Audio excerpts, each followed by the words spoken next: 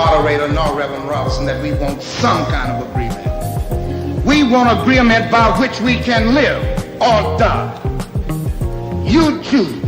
If you won't listen to me when I make an appeal for the Negroes because you have no concern for the Negroes, listen to me when I make an appeal for America. You claim you love America. Well, we love America. But you are driving us back and you are making a Samson out of us, and we are going to pull down the pillars. Should you try to pretend that I'm crazy because I want America to be saved? And then you think we have no right to ask for something? Is it too much to ask you to grant us human dignity? Should we be put down and shot to death for this request? If so, you can aim your guns. What the hell do you think we care about dying if you're going to deny us the right to live?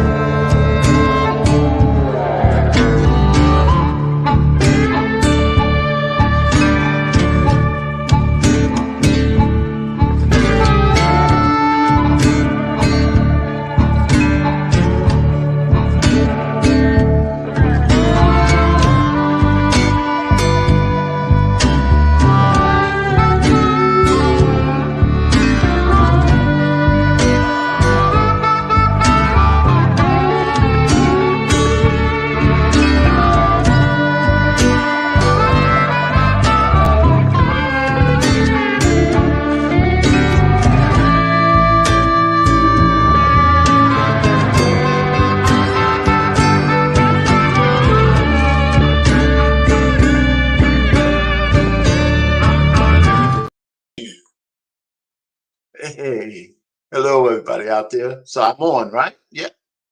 Hey, listen, hello to the folks early in the chat. You know, Red Planet Photography, Tough Topics Podcast, James Wilson. Yeah, how you guys doing? Hey, salute to BMU. Thanks a lot for letting me use your platform and have some fun tonight. You know, one of the things I like to do with my channel and some of the things I put on there is I like to try to be as solution oriented as I can. So 7 months ago, I put out my 10 steps to vetting and courting a woman for marriage. Not a girlfriend, not somebody to hook up with and then discard, but somebody that you want to stay with for the rest of your life. And what does that really mean? And, you know, one of the things that, you know, maybe rightfully so, some of the young folks have a problem with me even talking about it since, you know, I lived too long and I forgot what a woman really is. I guess that's what they're telling me, you know. And I'm saying there's some things that are ageless, timeless, you know. They worked back when I was a young man and they'll work today if you are, you know, serious and intentional in trying to find a wife. So some things might have to change because the mix of virtuous women and the mix of women who are just having fun, it maybe is different now than it was before. Maybe it was easier to identify those women who might have been marriage minded back in my day, but there's still plenty of marriage minded women out there. And believe it or not, in the Black community, I refuse to let the bullshit on YouTube dictate the reality of the situation, even though you can't ignore some of the stuff that's right in front of our face. But those people who are absolutists and saying you can't find a good woman, that's a lie. It's a lie. It's just an absolute lie. And if you keep saying it, I can almost guarantee you won't find one because you're not looking.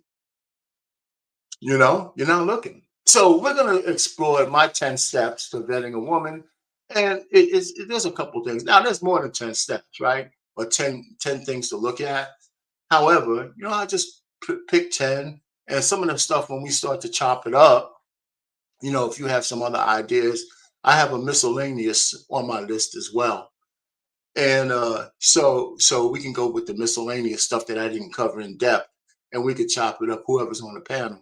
Now, listen, this is geared towards men. However, wherever, any women who come in this chat who have an idea to say, hey, that one makes sense, that one doesn't, or this is what, maybe you guys should think about, feel free to send a chat. I'm not going to tell a woman that she can't even come up on the panel. Of course, we can have that conversation as well if you have something to offer. The one thing I don't want to do is argue about shit that don't make no difference. I really don't want to get up here and argue over stuff that's just opinions. You can have your opinion, I can have mine, but we don't need to get back and forth and say, I just don't like your idea, so I'm gonna argue about it. I mean, that doesn't do anybody any good. What you really should do is take what you can accept and then put the rest on the shelf. I mean, that's how you're supposed to do things like this anyway. So I'm curious as to what people think. And so before I'm gonna have a video and I have a presentation. It's a small couple of slides to show you the 10 steps, and I'm gonna ask not BMU, but CBN to put them up in a second. And so you can see what the 10 steps I'm talking about. And I have an 11th on there that's miscellaneous, and it's going to be some items under there we could talk about once we get there.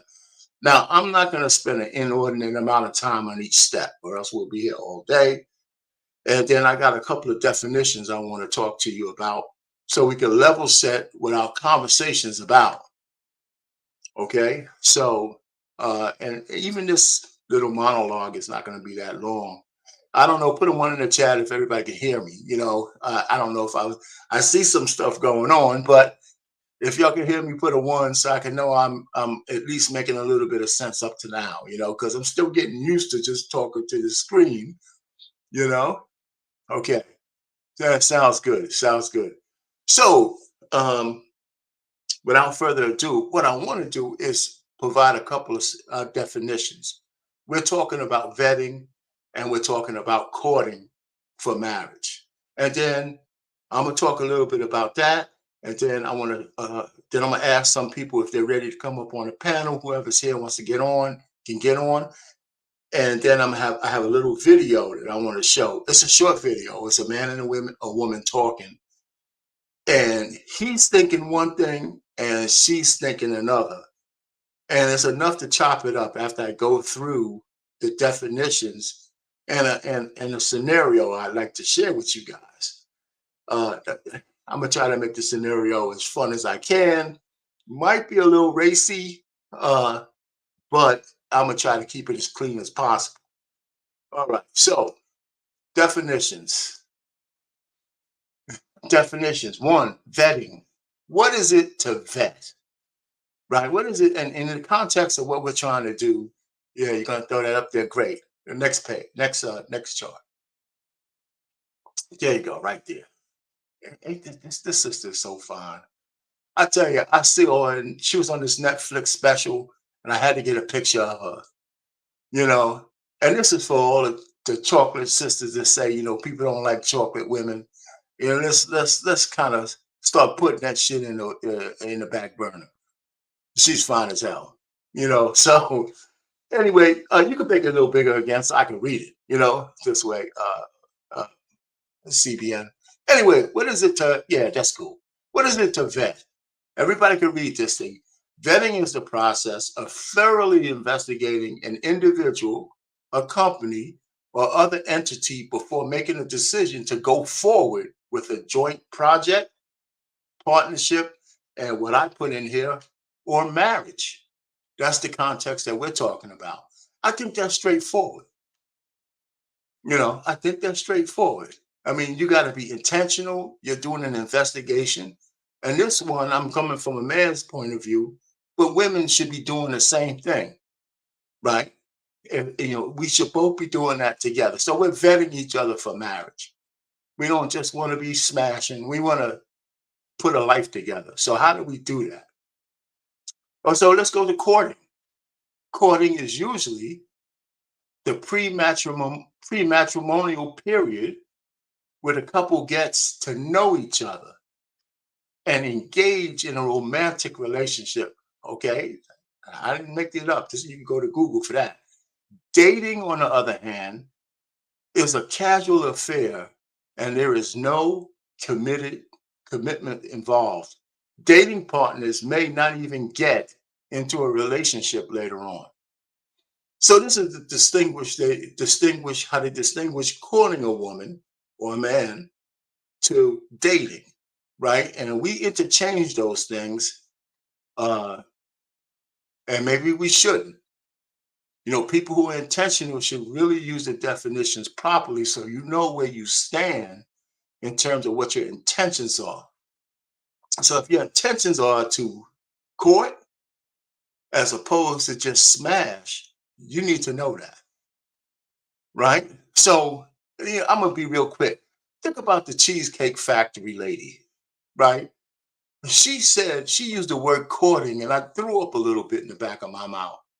That she actually blasphemed and said, you're supposed to be courting me because I'm so beautiful and all this shit, and I can't go to the Cheesecake Factory. First of all, she don't know what she's talking about. And I think the guy was too nice. Should have just drove her home.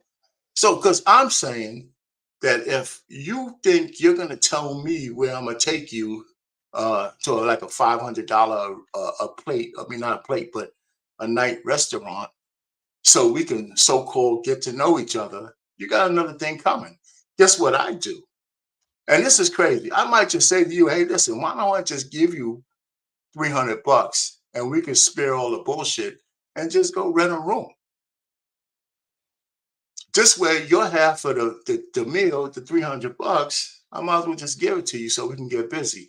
Because this is the last thing I want to do. After you tell me that Cheesecake Factory or any other place I choose is no good for you, the last thing I want to do is sit across from a table with you and you dictating to me what kind of man you expect me to be without offering me anything about what kind of woman you expect to be to me. I don't even want to spend another minute with you.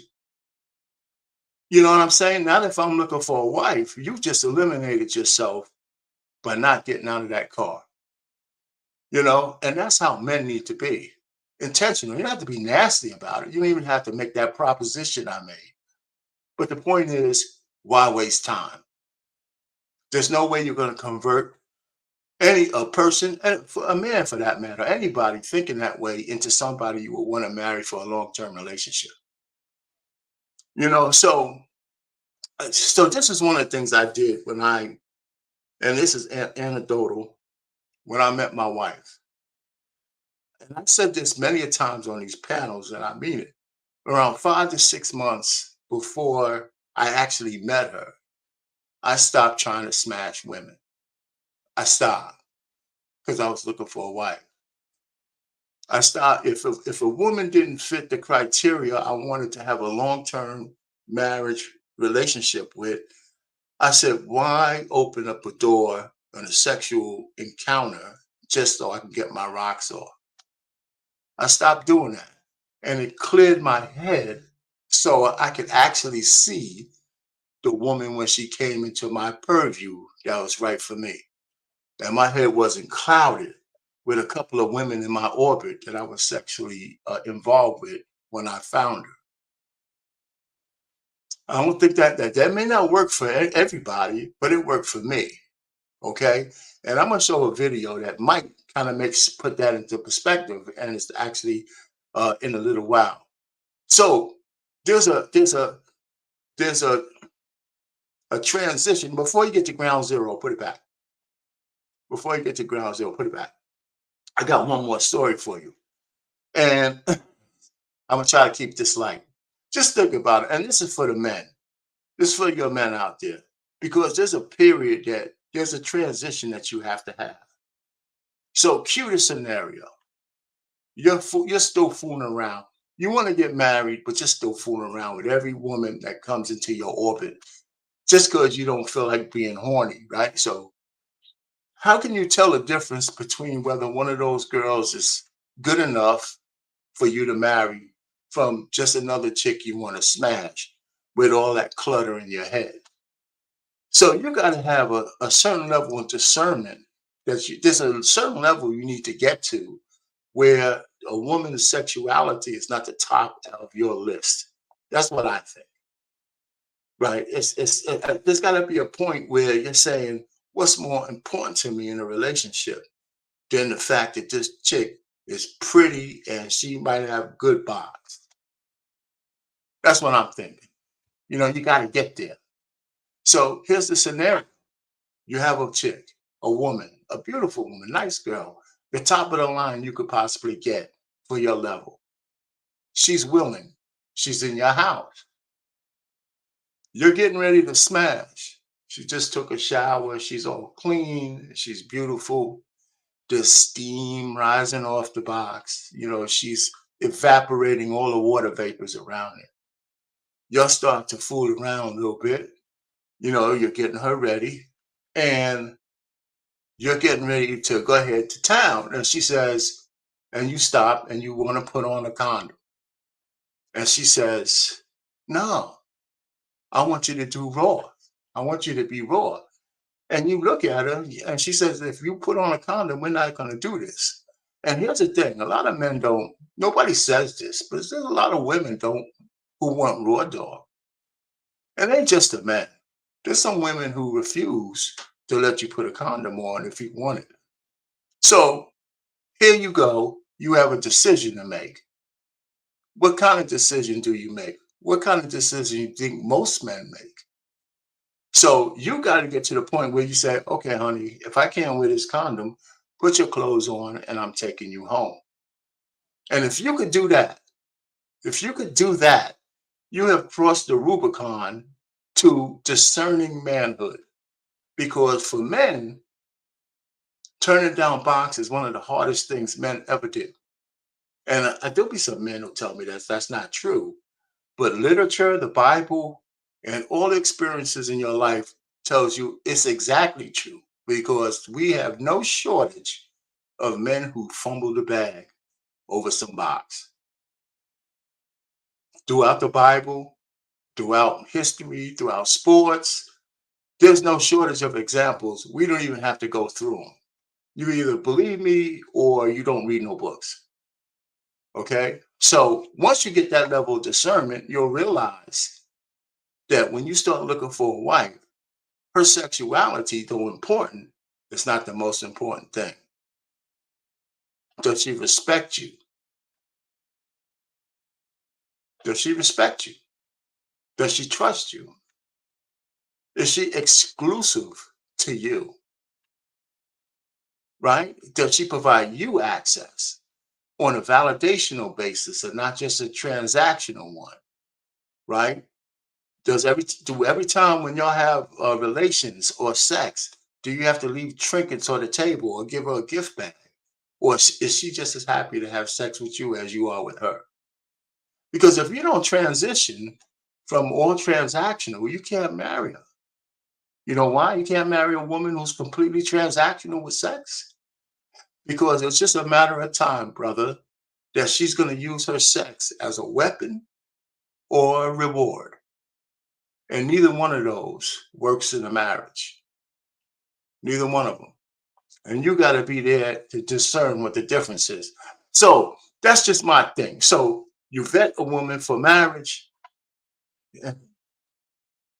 you vet a woman. You got it, Nidus. You vet the woman for marriage. Yeah, there's a lot of men do that. And you court her, right? And we're going to get through the steps. So CBN, if you could put that video up, and because that video is going to illustrate a man who's looking to smash, talking to a woman who's looking for something intentional. And then you could bring some people up if they want to come up and we can talk about that. So I would like to have other people's interpretation of that. So whenever you're ready, you could cue that video.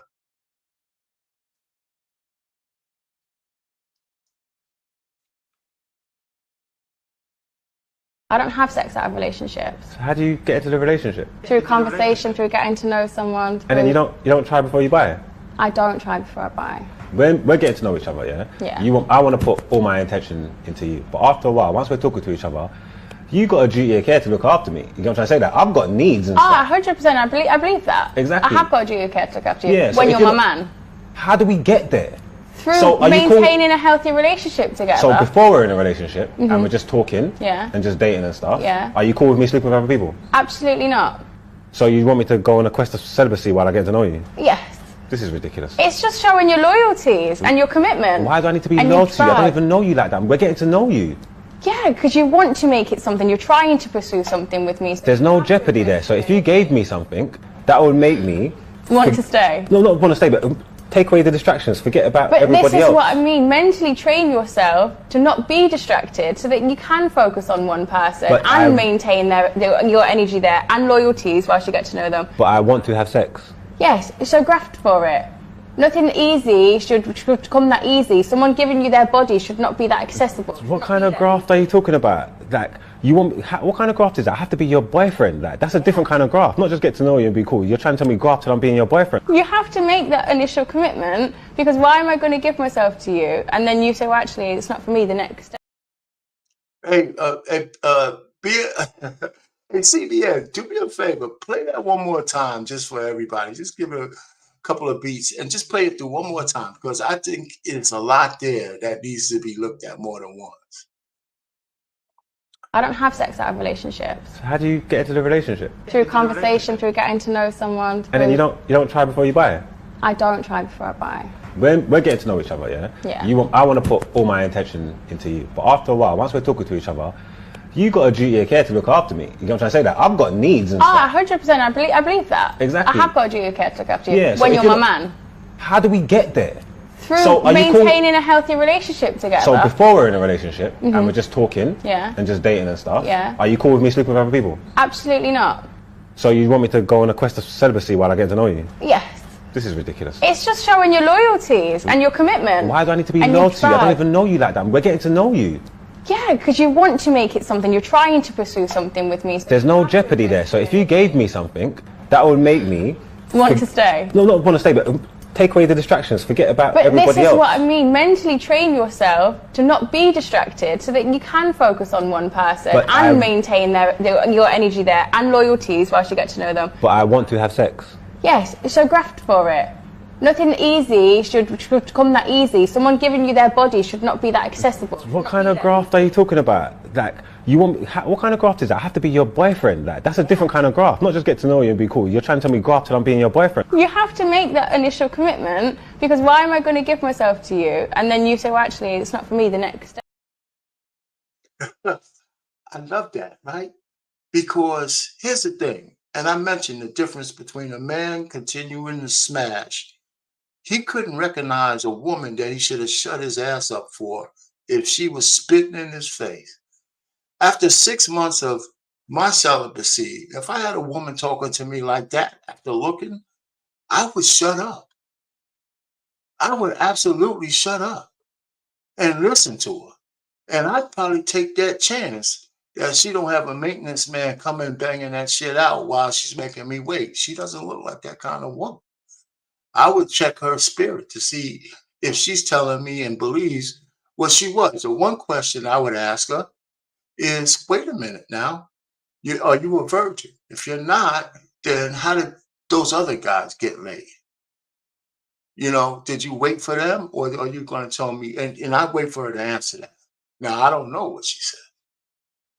Yeah, steamy sessions, I hear you. But what I'm saying is, I think that's a beautiful kind of conversation. He's just thinking she's just another chick to smash to decide whether he wants to do something with her or not. And I'm usually on the guy's side. I mean, I would want to smash her too. But she's talking on a whole different level. So he's thinking that in order for him to feel like she's a woman that's worth his while, he's got to smash it, because the most important thing to him is busting those cheeks. And then if he likes her after he finished busting the cheeks, then okay, maybe we could have a relationship. Oh, no. No, not for marriage. Not for marriage. How are you going to sustain that over a whole long marriage? So that's what I'm trying to talk about here. You know, when do you get to the point where you graduate past that every beautiful woman that you got to bust them out in order for no, listen, at some point you're going to have some sex. You got to. But is that the most important thing that's going to sustain you for a 36-year marriage? 40 through sickness and in health to death do you part? Is it?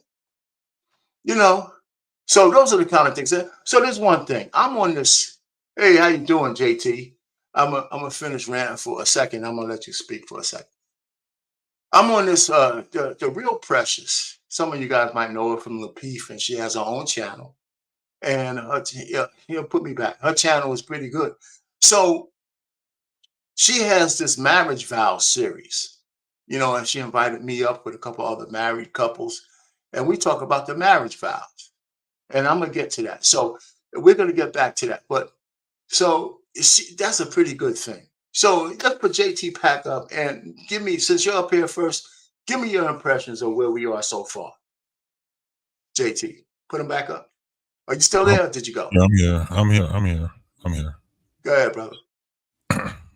Yeah, so that's the conversation that most men will have with women when it comes down, because we think that we should already be having sex with a woman before we committed to her.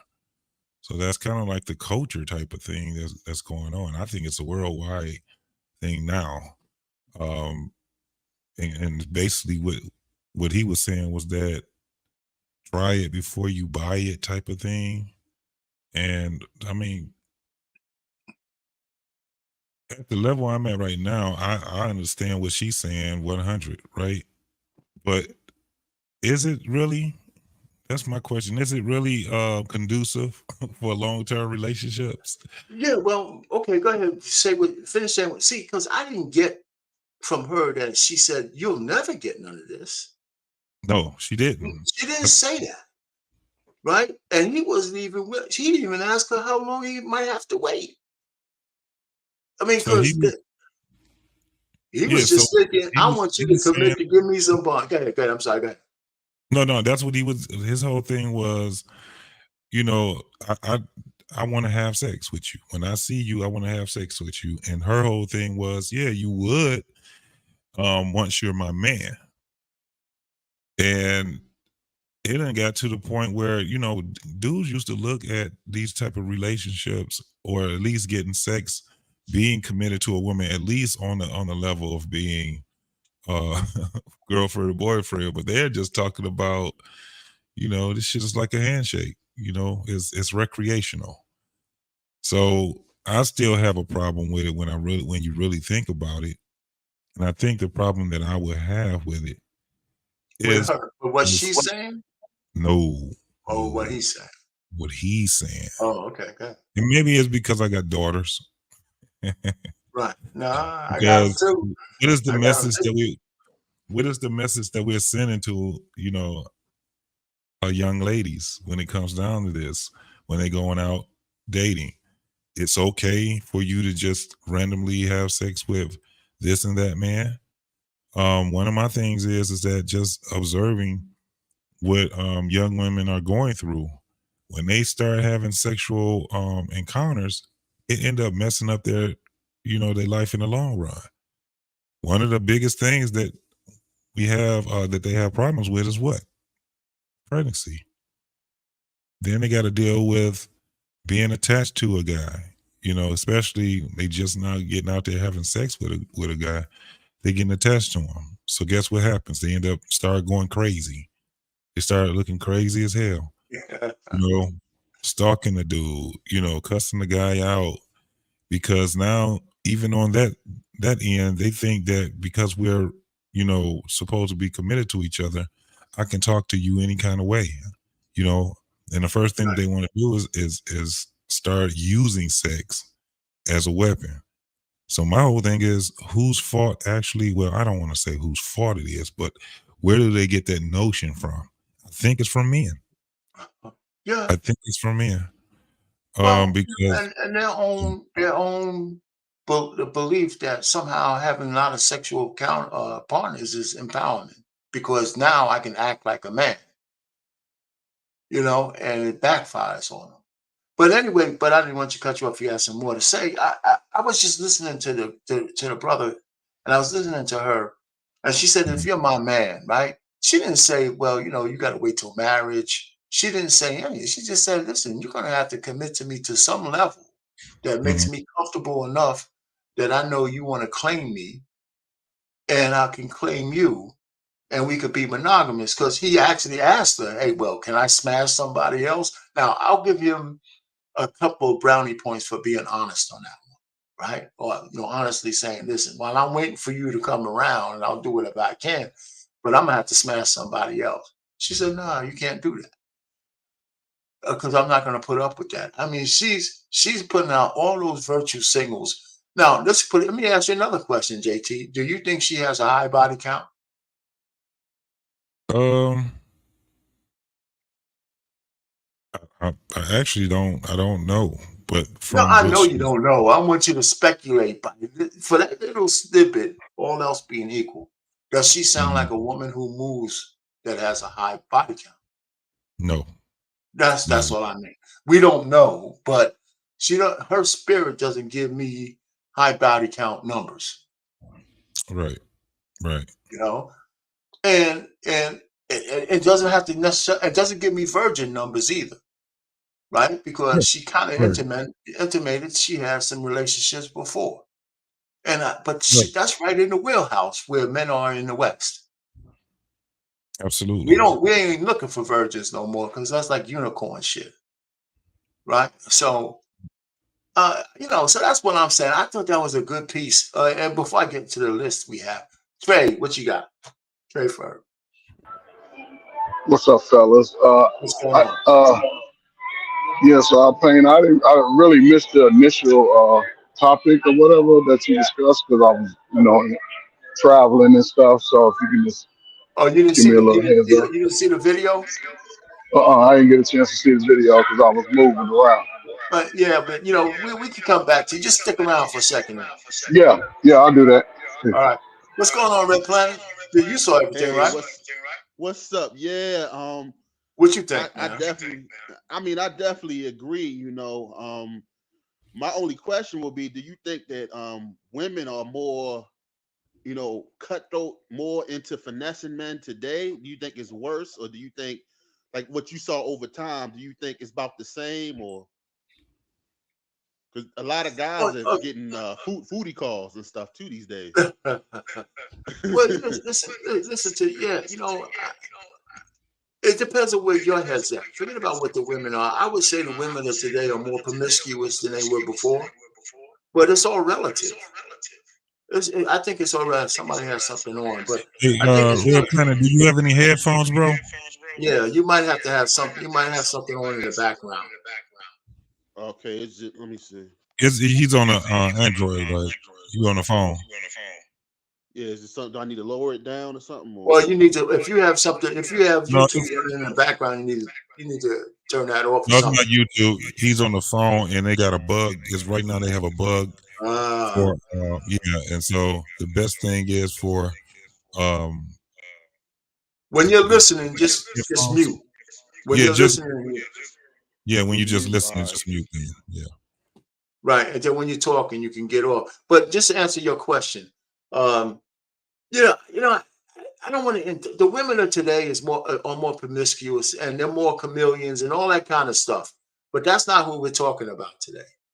We're talking about the women who might be looking to be married and have some virtue left and want to be married, not to want to play games because we know there's gamesters out there. I even had a question about this woman on the video. You saw the video. I said, well, is she for real or is she a chameleon? And she just didn't give me no chameleon vibes either, and it's hard to take that from the video, but she just, I'm giving her the benefit of the doubt. Because at some point, there's no risk-free life out there.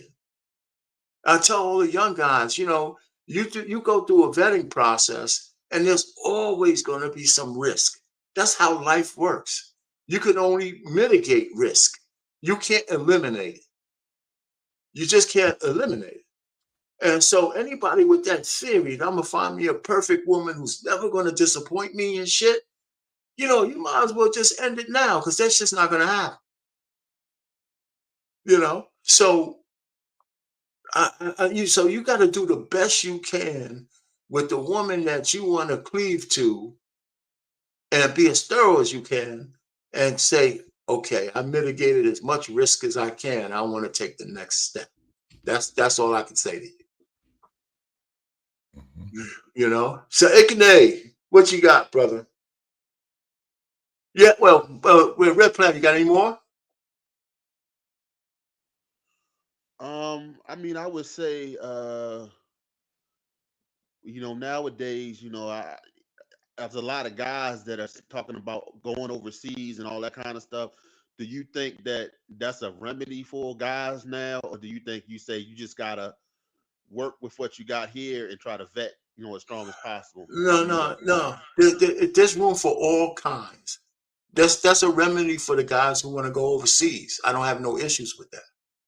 But we don't have to say every man has to do it. The men who can do it, go ahead and do it. I follow Austin Holloman. Actually, I follow him a lot. I've seen his arc over the last 2 years, and watching the man mature going across the world.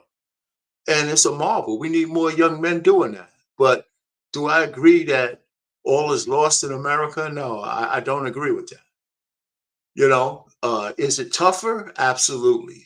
But I don't believe in the absolute theories. But I admire the young man for doing what he's doing, and hooking up with expats all over the world.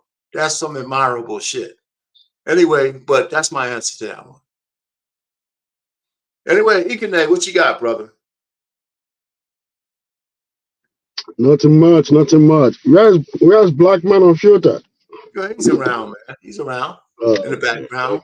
Did you see the video? No, you didn't see the video. You didn't hear anything, did you? No, I didn't really see the video. Oh, that's too bad, man. JT doing his thing.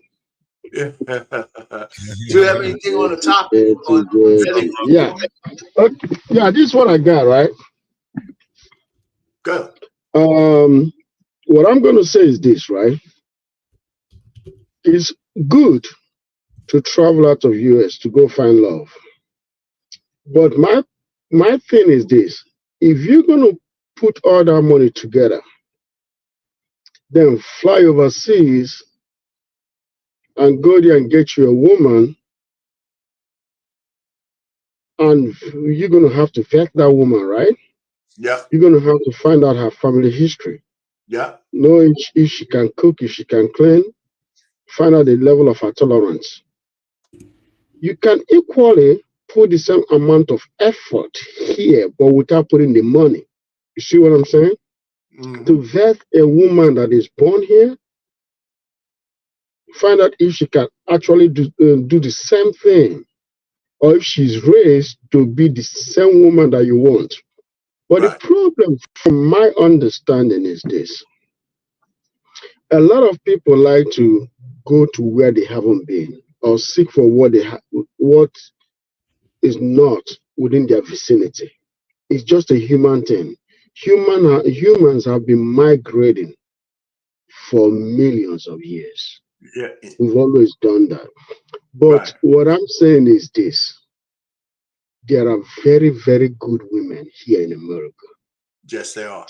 When I was 30 years old, I wanted to go back to Nigeria. No, when I was 29 years old, I wanted to go back to Nigeria to go marry a girl that I knew when I was 18.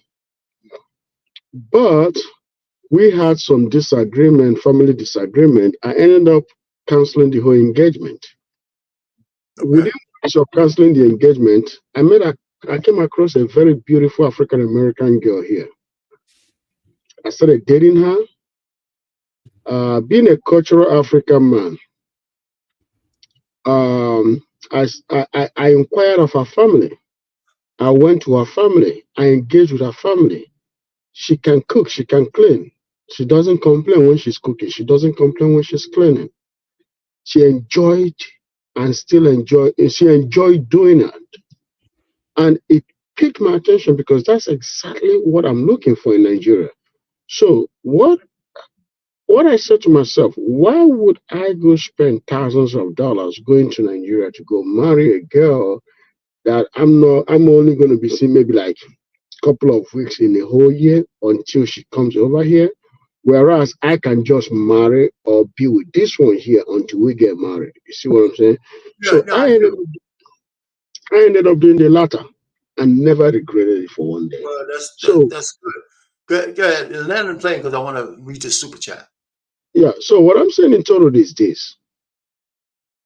It's good to go overseas to go get you a woman, but also pursue a woman here because there are far more good black women. I promise you that there are bad ones because the bad ones are accessible. The good ones are at home. Right. Okay. So let me, the point is that the bad ones the ladies who you might not pick are louder than the ones who you just got to find the ones. You got to ferret them out. But anyway, the super chat, the RBN, $5. When did we get to a point of thinking that life should be risk-free? Dealing with any woman on a romantic level is a risk, and that's true.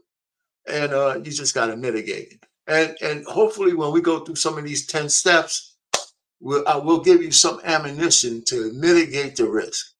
And you got to realize that the thing that you have to assume here is that you want to be in a marriage, and so does the woman you're talking to, right? We're not trying to convince anybody to come over to your side of thinking. You got to find a woman who's thinking about marriage, and she's vetting you as you're vetting her, and you're courting her as she's courting you. Okay, okay. I see Tracy Killebrew. Depending on where you go, these men better be careful going overseas to those poor countries. This trope is a bad one. Okay, the majority of women's professions. Listen. I hear you, but that's just standard fare. There's prostitutes and all that stuff everywhere, even here in America. I think we got so that's not where they're going. I follow my man Austin Holloman. He's been in some serious first world cities in Europe, Africa. He went to Asia, but they all have big cities, and that's where he was hanging out too. So yeah, there's some lower class places, but that's not what most men who go overseas are doing. That's just something good for YouTube talking points. Anyway, BMU super sticker. Thank you, Tracy Killebrew. Right? That's Killebrew. I guess that's right. Right. Anyhow, CBN, can you put up the next chart? There, the next one. One more. There you go. There you go. And this is where I want to start for all the fellas out there. What's ground zero for a man? For a young man, ground zero. And I'm gonna try to be as exclusive as inclusive as I can, because a lot of people don't realize in the Black community and in all communities in America in general, we have a class divide, right? So I don't want to just talk about men who are on a professional career path because they want jobs. There's also men who don't go to college because they want certificates to work with their hands, HVAC, electricians, plumbers, things of that nature. They might not go to the college path, but they have a plan for themselves as well. They want to be able to make money when the economy goes bad. When the corporations are laying people off, these guys make money because they can fix cars, they can paint houses, they can fix plumbing, they can do those kind of things. And where they need a certification, that's where they would spend money to get that certification, as opposed to going into $100,000 in debt for one of these liberal institutions to get a degree just to get a job somewhere. Now, like me, I went to engineering school, right, back in the day. And I got a chemical engineering degree solely because my older cousin got a chemical engineering degree. and he got a job right away. So I was already career minded, saying, if I'm gonna go to school, I have to get a degree that I can get a job with. See, but back in my day, it cost $1,000 a semester for tuition. $1,000. Unbelievable. But anyway, so what's ground zero? Do you have a plan? And are your priorities straight? Okay. Are you on your grind? Whatever that grind might be. You're a blue collar, blue Henry man, or are you a white collar, career minded man, or are you an entrepreneur? Do you have a plan for how you're going to get from where you are to where you want to go? Whatever that plan might be, right? You don't have to be a finished product. Don't listen to all this bullshit in YouTube and all those feminine tropes and that you're not good for a woman unless you're a millionaire and all that shit. You gotta get that out your mind. You gotta be a person on your grind, right? You should have a stable income. You should be able to pay your own bills. You should have some kind of outlook on your future that's reasonable and in increments. And before you look for a woman, you got to ask yourself, if you want to share your life with a woman, can you do that without disrupting your plan? Every man should be able to do that. That's ground zero. You shouldn't be looking for a woman to have a baby with or a relationship with if you can't just do this. And this is not what a woman wants from you. This is what you should want from yourself. For example, where do you see yourself in a year, 2 years, 5 years, whether you're married or not, whether you have a girlfriend or not? Where do you see yourself? You can't, as a man, you cannot wander aimlessly through your 20s, having a city boy summer. You can't afford that shit. Not because you need a woman, because you can't do it, because especially a black man, your window is this freaking big. And when you pass through that window, you got to be productive as much as you can. That's what, because life is not going to give us shit. We got to get everything we need. And hopefully we find a mentor or two along the way. That's even before you talk about, can I sustain a marriage and all that other stuff? You got to at least have the bare minimum. And if there's a woman who shames you for the bare minimum, for the fact that you can sustain yourself and you ain't a rich man, don't marry. Don't have a relationship with her. Just take the bullshit she says with a grain of salt and move on to the next woman, because you shouldn't be shamed to be a man on his grind, because we don't all get born as millionaires. Okay? So JT, what do you think? Anybody could chime in. What do you think about what I said on the ground zero? Yeah, I think that it should be where you start to build yourself from ground zero. I think one of the biggest problems, though, is a lot of guys, they think that they need to have that money, they need to have that career and everything from there, and they're scared. A lot of guys that I know, they were scared to just leave, because you got guys that by the time they be turn 16, they used to have a girlfriend, right? And I've known dudes that stay home, or they overlooked their possibilities or whatever it is that they need to do to better or get a career, because they were in a relationship with a female. And one of the things I've seen was that they were pretty much scared to leave. Maybe they leave and she start dating somebody else or start screwing somebody else or whatever. So it's a lot of guys that's on that standpoint also. So when you're talking about ground zero, a lot of dudes don't even try to better themselves for marriage. They're just bettering themselves for themselves. Yeah. Oh yeah. Oh yeah. So that's what I mean. Yes. Yeah. And so now, I think one of the things that kind of stumps us stunts our growth into adulthood is the fact that I think we get into relationships too early. You know what I'm saying? Especially if we're not in those relationships to marry that person. And, you know, at 17, 18, do you really know if that's the person that you are going to marry? Generally, you know, you got some people that set out for it. But yeah, that's my take on it. Now I hear you, and you know that's a good thing about this conversation. There's no right answer and no wrong answer. I mean, you know, I had a girlfriend at 17, but in my mind, I knew that wasn't no end game. But that's not the next guy, right? Because I had plans. I had plans of going to college. I had plans of doing stuff, and those things were solidified. So the girl from the block she was nice. I dug her, but she knew I was leaving, and so did I. I don't know, Red Planet, you got something on that? And then Trey, just Trey, you can come in after Red I Planet. mean, I can hear you. Speak up a little bit. Oh yeah, I just unmuted the mic.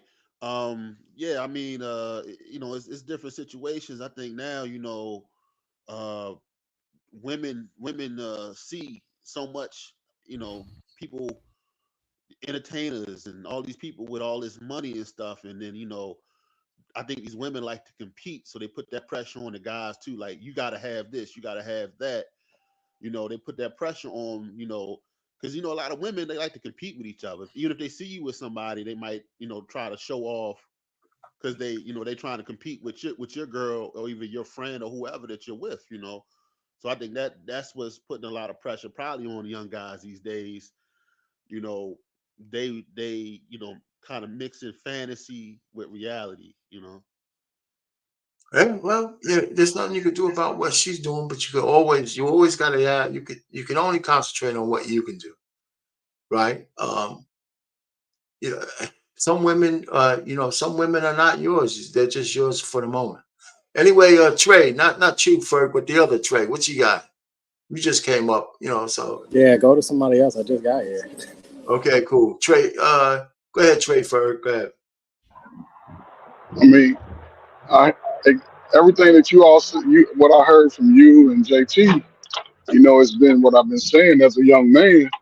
You know, that's why you got to start looking at your life and taking advantage of those opportunities to grow. You know, part of it is going to the military, going to college, learning a skill. All of that is what America has to offer to a young man. Any other capacity, whether you're doing a lawn care service, whether you're barbering, all of those are skills that are offered. And if you take advantage of those early, then that'll help you with your transition into being a man, money. Because if you're learning those skills, you have to be responsible. You have to have a vision.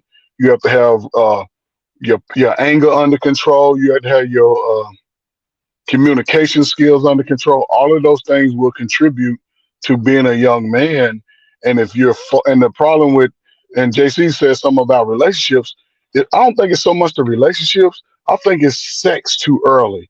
A lot of children and young people in our community, they doing a lot at 12 and 13 and 14, and it's you know, but they doing it with a mixture of young men and young women. You know, it's like a woman, if you listen to a woman, she'll take a guy 10 years younger, you know what I'm saying? And it's sort of like, where's the separation? The youth don't have no separation from anything. They smoke weed with the adults, they party with their mamas and twerk with their mamas and all of this stuff. And in all of this, there's really not enough. Men are not included in it. Whether he wants to be a father or chooses not to, the men are not included in it. So we get this, I don't care, I don't give a damn, because when these children grow up, if you listen, a lot of them have trauma, but it has really, it may be associated with the man that they've dated and it hurt them. And even the man too, a woman that broke their heart. But a lot of it stems from the mama. A lot of times it's just, oh, the daddy wasn't around, so there's no relationship with a man. And he can show you how to balance your emotions, learn, you know, do for yourself, you know, take pride in yourself. You know, I think that's a lot of the basic life skills from our young man are missing, because just like I said, if you'd have called me in high school, I'd have been like, I'm not joining no service. Get away from me. What are you doing? I'm going to college. So I did that. I tried it. It worked until it didn't work. And then I taught myself trying to work. I'm like, oh man, I ain't built for this working a regular job stuff. I said, let me try something different. And just so happened, one of my friends joined the service and he was on some old mess trying to get away. I like, let me do it. And it worked out. It worked out for me.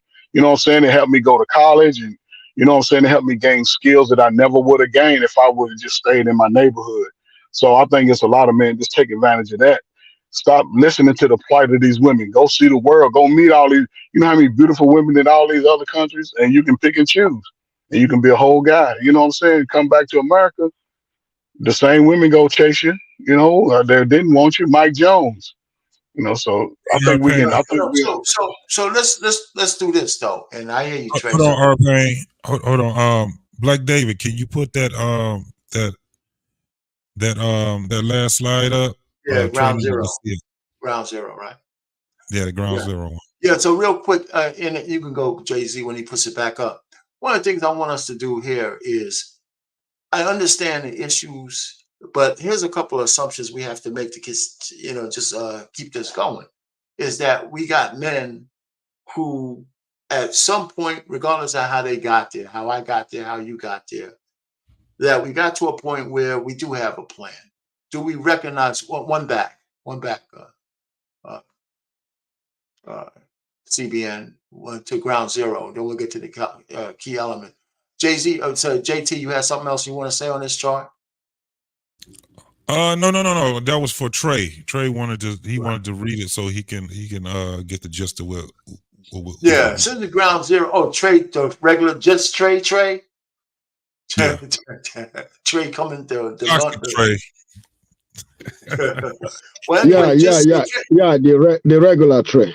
Yeah, the regular Trey. Hey, so Trey, first, the point I hear what you're saying is that this conversation for this particular chart, let's kind of think that women have nothing to do with this. Right? This is just a man saying, a young man coming into some kind of maturity, regardless if he had a girlfriend in the past, regardless if he is a passport bro, regardless of whatever he is. Every man's got to be to this point at some point where they're stable. And I'm saying, regardless of what you got going on as a man, at some point in your life, hopefully you do it before you're 30. You probably can't do it when you're 16. But if you're on a path to college, when you graduate from college, you should have a plan for what you're going to do with all that education. If you're going to try to become a guy in a craft or some kind of skill, labored skill, you got to have some kind of plan on what you're going to do with that once you get your certificate. So those are the kind of things I'm talking about. And then, yeah, go ahead. So are you saying that around about 16 that they wouldn't be able to do that? No, I'm saying that at 16, most guys ain't doing this. It's just that they're still playing around in Xbox and shit. They're trying to mature. This should still be under their parents' purview. Yeah, I think that's probably the problem with a lot of young men, because right. So, that's where at 16 you should be already on that path of being focused on a plan on what are you doing. Because think about this: some people graduate at 17, some people graduate at 18, and I think it's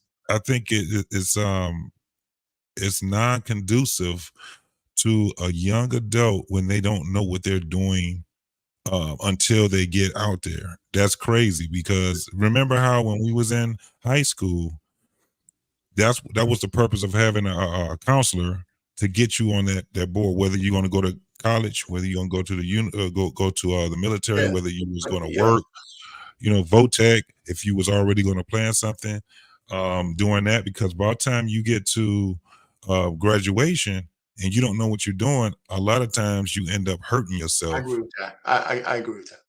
I do agree. So you're saying ground zero should be pushed back a little bit. Yes, absolutely.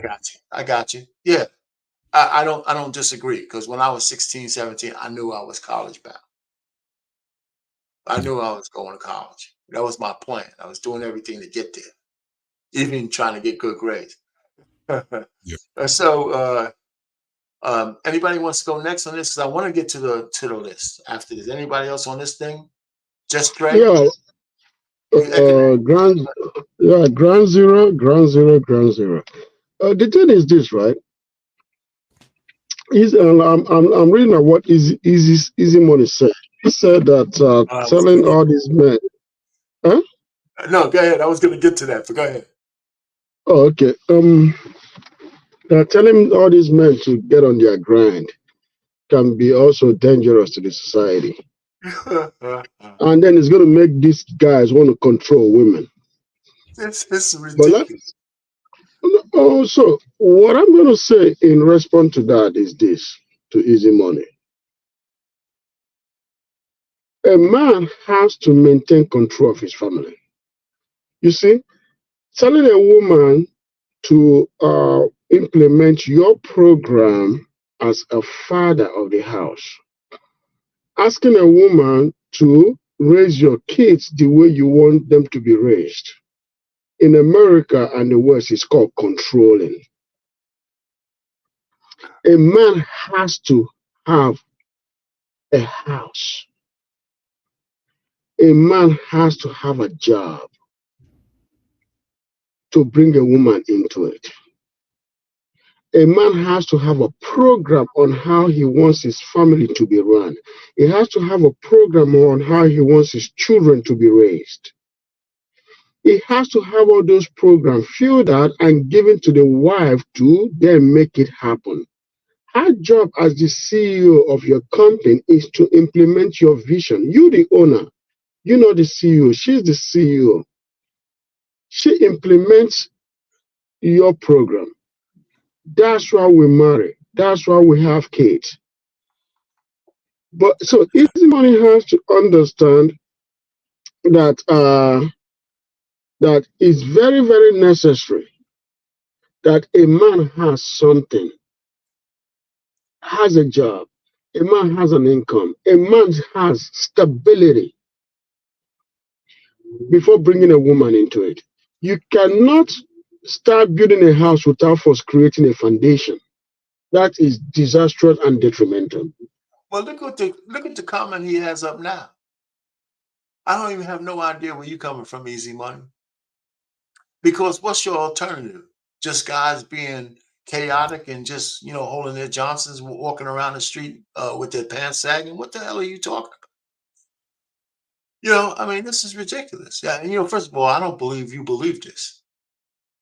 I don't. Yeah, I don't think you believe what you're saying here.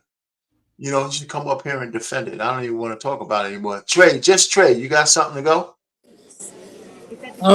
Yeah, I mean, I don't necessarily disagree with Easy Money. A lot of the advice is outdated. However, I don't believe that this advice is outdated. I don't have a problem with this advice at all. Yeah, but so what is outdated though? You haven't seen it. But yeah, you don't have any problem with this advice. No, I'm sorry. Go ahead, Trey. I don't have any problem with this advice. Okay. But particularly, majority of the advice that comes from boomers and Gen Xers, the advice the advice doesn't fit the current climate in most cases.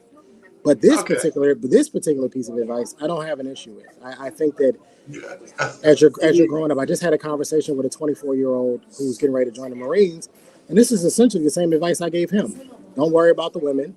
Focus on getting the money. Focus on getting the skill. Get something out of Marines because they sure as hell gonna get everything out of you, right? And focus on investing. I gave him some stocks to look at, some dividend stocks. Look, it's essentially the same advice I gave him, just in a different context.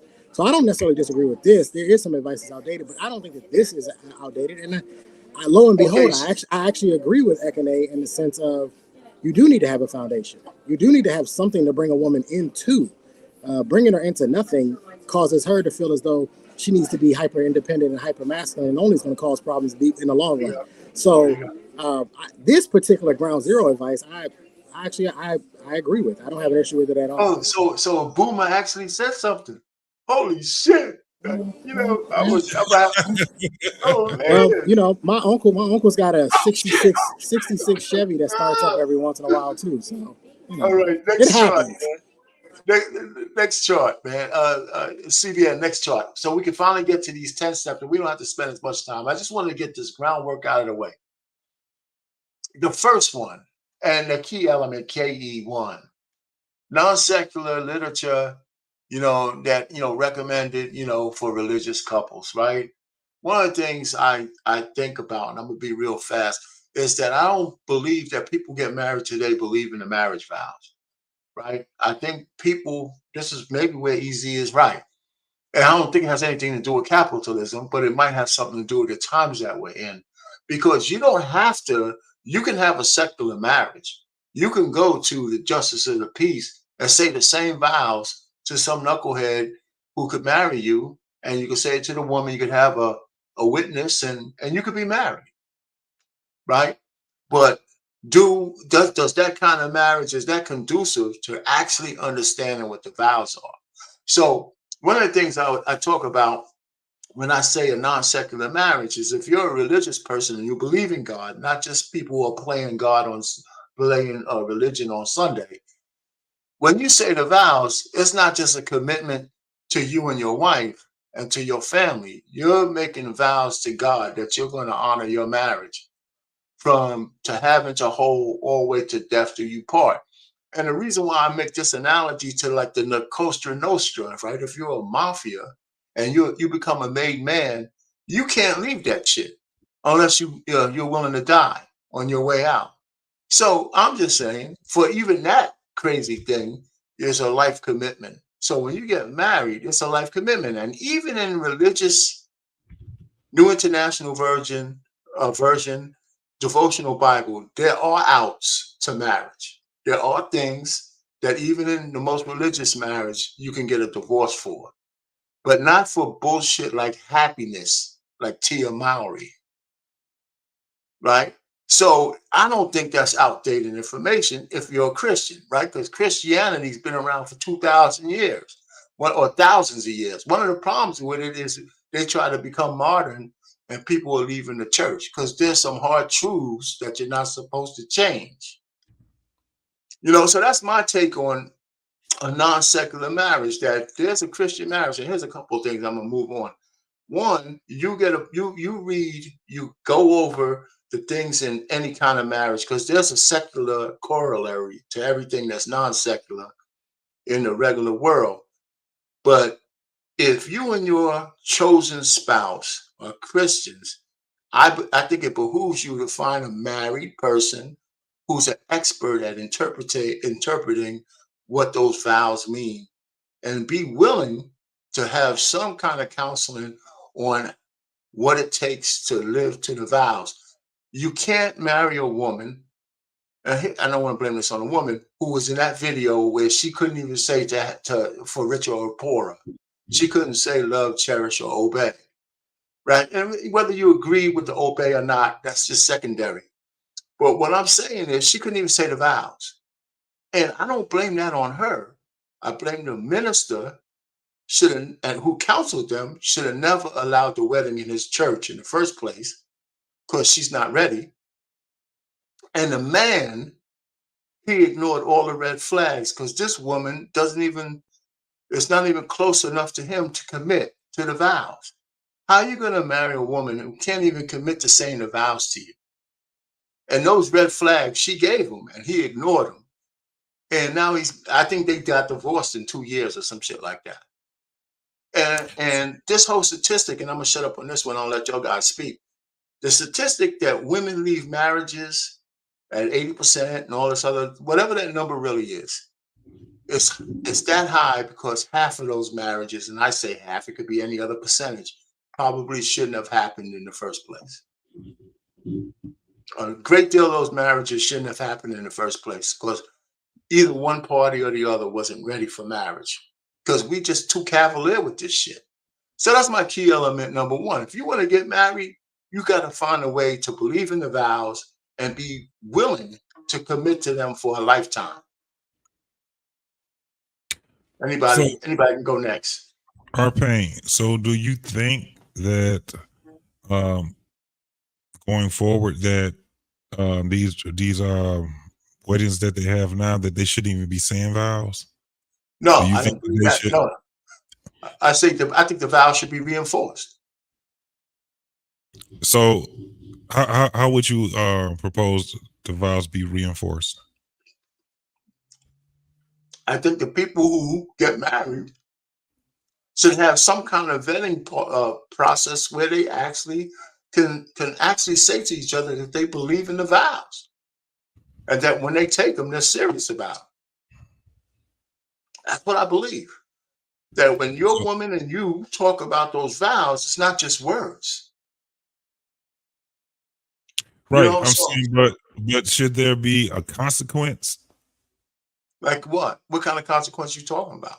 For instance, if I look at it like this, if people wanted to get married, non-traditional, because most of these weddings are non-traditional weddings anyway, and my whole thing is that they can make up their own vows. Most people do. They will make up their own vows. And However, that's why they will stay married. when it comes down to the state, I don't think that it should be endorsed. I don't think it should be endorsed by the courts. I think that they should just be married. You know, I don't think that they should be able to, uh, until they can make real vows. I think that if we're going to reinforce it, there has to be some form of consequence when it comes down to it. I think everything should be no fault until they can actually, and I think it should. I think it should take some time for them to actually have an endorsed marriage. I don't What do think you that mean it everything should should be be no fault? You mean that no fault? y'all break up like girlfriend and boyfriend, Well, because it's I not hear you. I mean, that's a even thought. even when you're talking about people that are you got reverends, got preachers that get Okay, married and they get divorced right. that probably married other people. So it's kind of like I think it's a farce. I think it's not real anymore. I think this whole concept of marriage now, I think it's just um people are just based off of their feelings for the moment. They don't take it seriously. So I don't think it should be endorsed marriages. You wouldn't have to deal with no prenups. You wouldn't have to deal with no divorces in court. Once you break up, and y'all deal with it and sort it out. Yeah, it's a thought. I don't agree. I don't think society can run that way. But we'll see. That's a thought. Let's hang on to that. Who's next? Anybody next?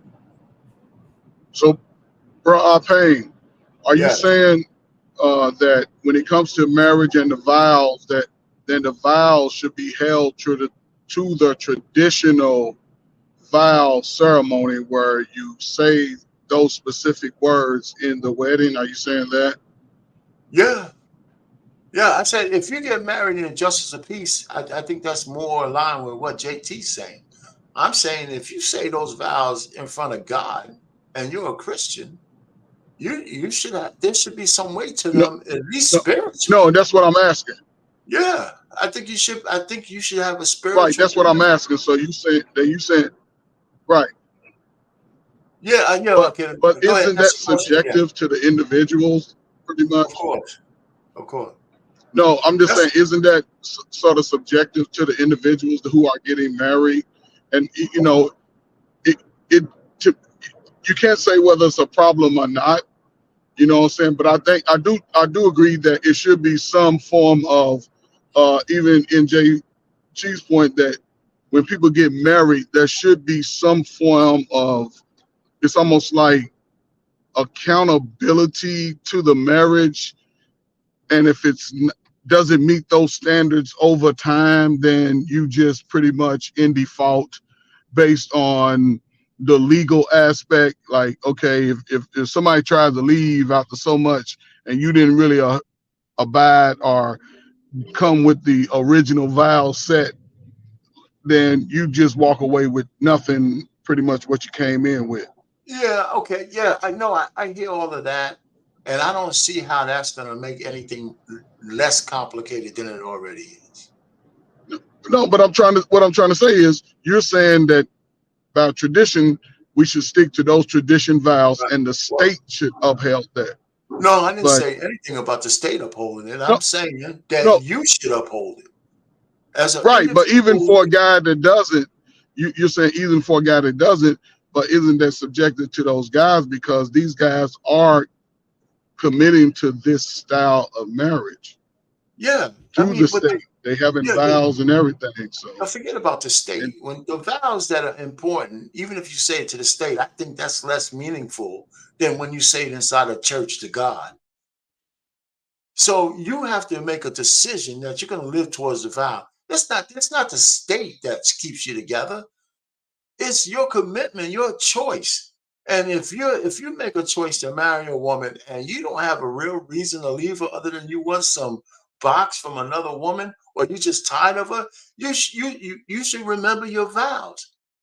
Or if a woman's not happy this week and she could just walk away and do a graduation tour, yeah, those are individual choices that they make. And there's nothing anybody could do to stop that except from us legal. The only legal thing is we get rid of no fault divorce, where people have to have a real reason to leave or else they get nothing. You know, But so that's my whole thing is that it's no fault no, because no, no. We already have no fault. We got to rescind the no fault law.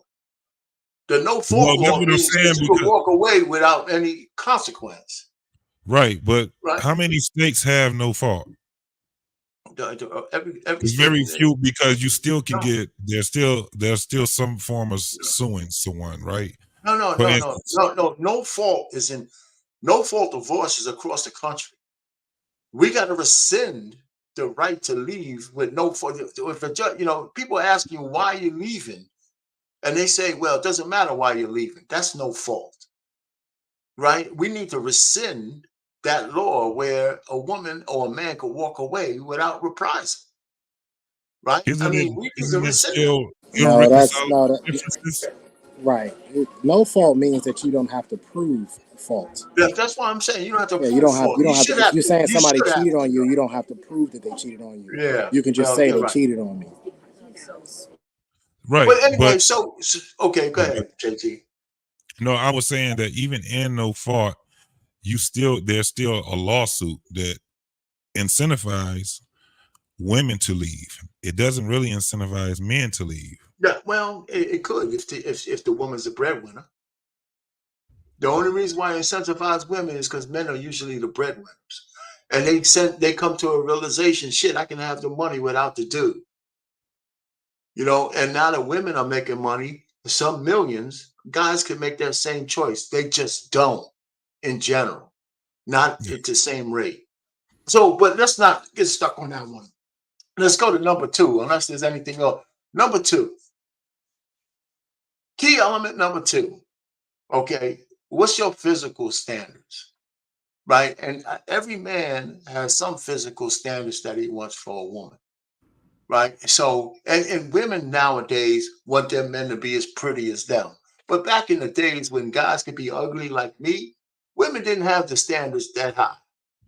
Mhm. The men were rugged. Women liked rugged guys, and those guys had pretty wives. Some of them did. And it wasn't like you had to be as pretty as your girl or else they didn't want you, right? You had to have some aesthetics, but you didn't have to have them like you have today. But we're not talking about the women. We're talking about men. Like for me, example, then everybody can give their example. My wife had to be natural and she had to be pretty enough that in the morning when I turned over to look at her, I still wanted to smash. How's that? She still looked cute enough that I said I made the right choice. And I'm being facetious, but I wanted a woman pretty enough that she looked pretty all the time, for the most part. And that was a little bit above my station, but I didn't care. That's what I shot for, and I accomplished it. My wife, I wanted a woman with natural hair. I wanted a woman who felt comfortable in her own skin Mhm. anywhere, whether she was home or whether she's out. She felt comfortable looking like the person God made her into. And that was important to me because one of my things is, and I think men should understand this, if you have a girl or a lady who cannot go out the door made up, or it can't even stay in the house with wigs on and lashes, and she doesn't want you to see her natural state, I think that's an issue. I think that's a psychosis. I think that inferiority complex will manifest itself later in your relationship. That's just me.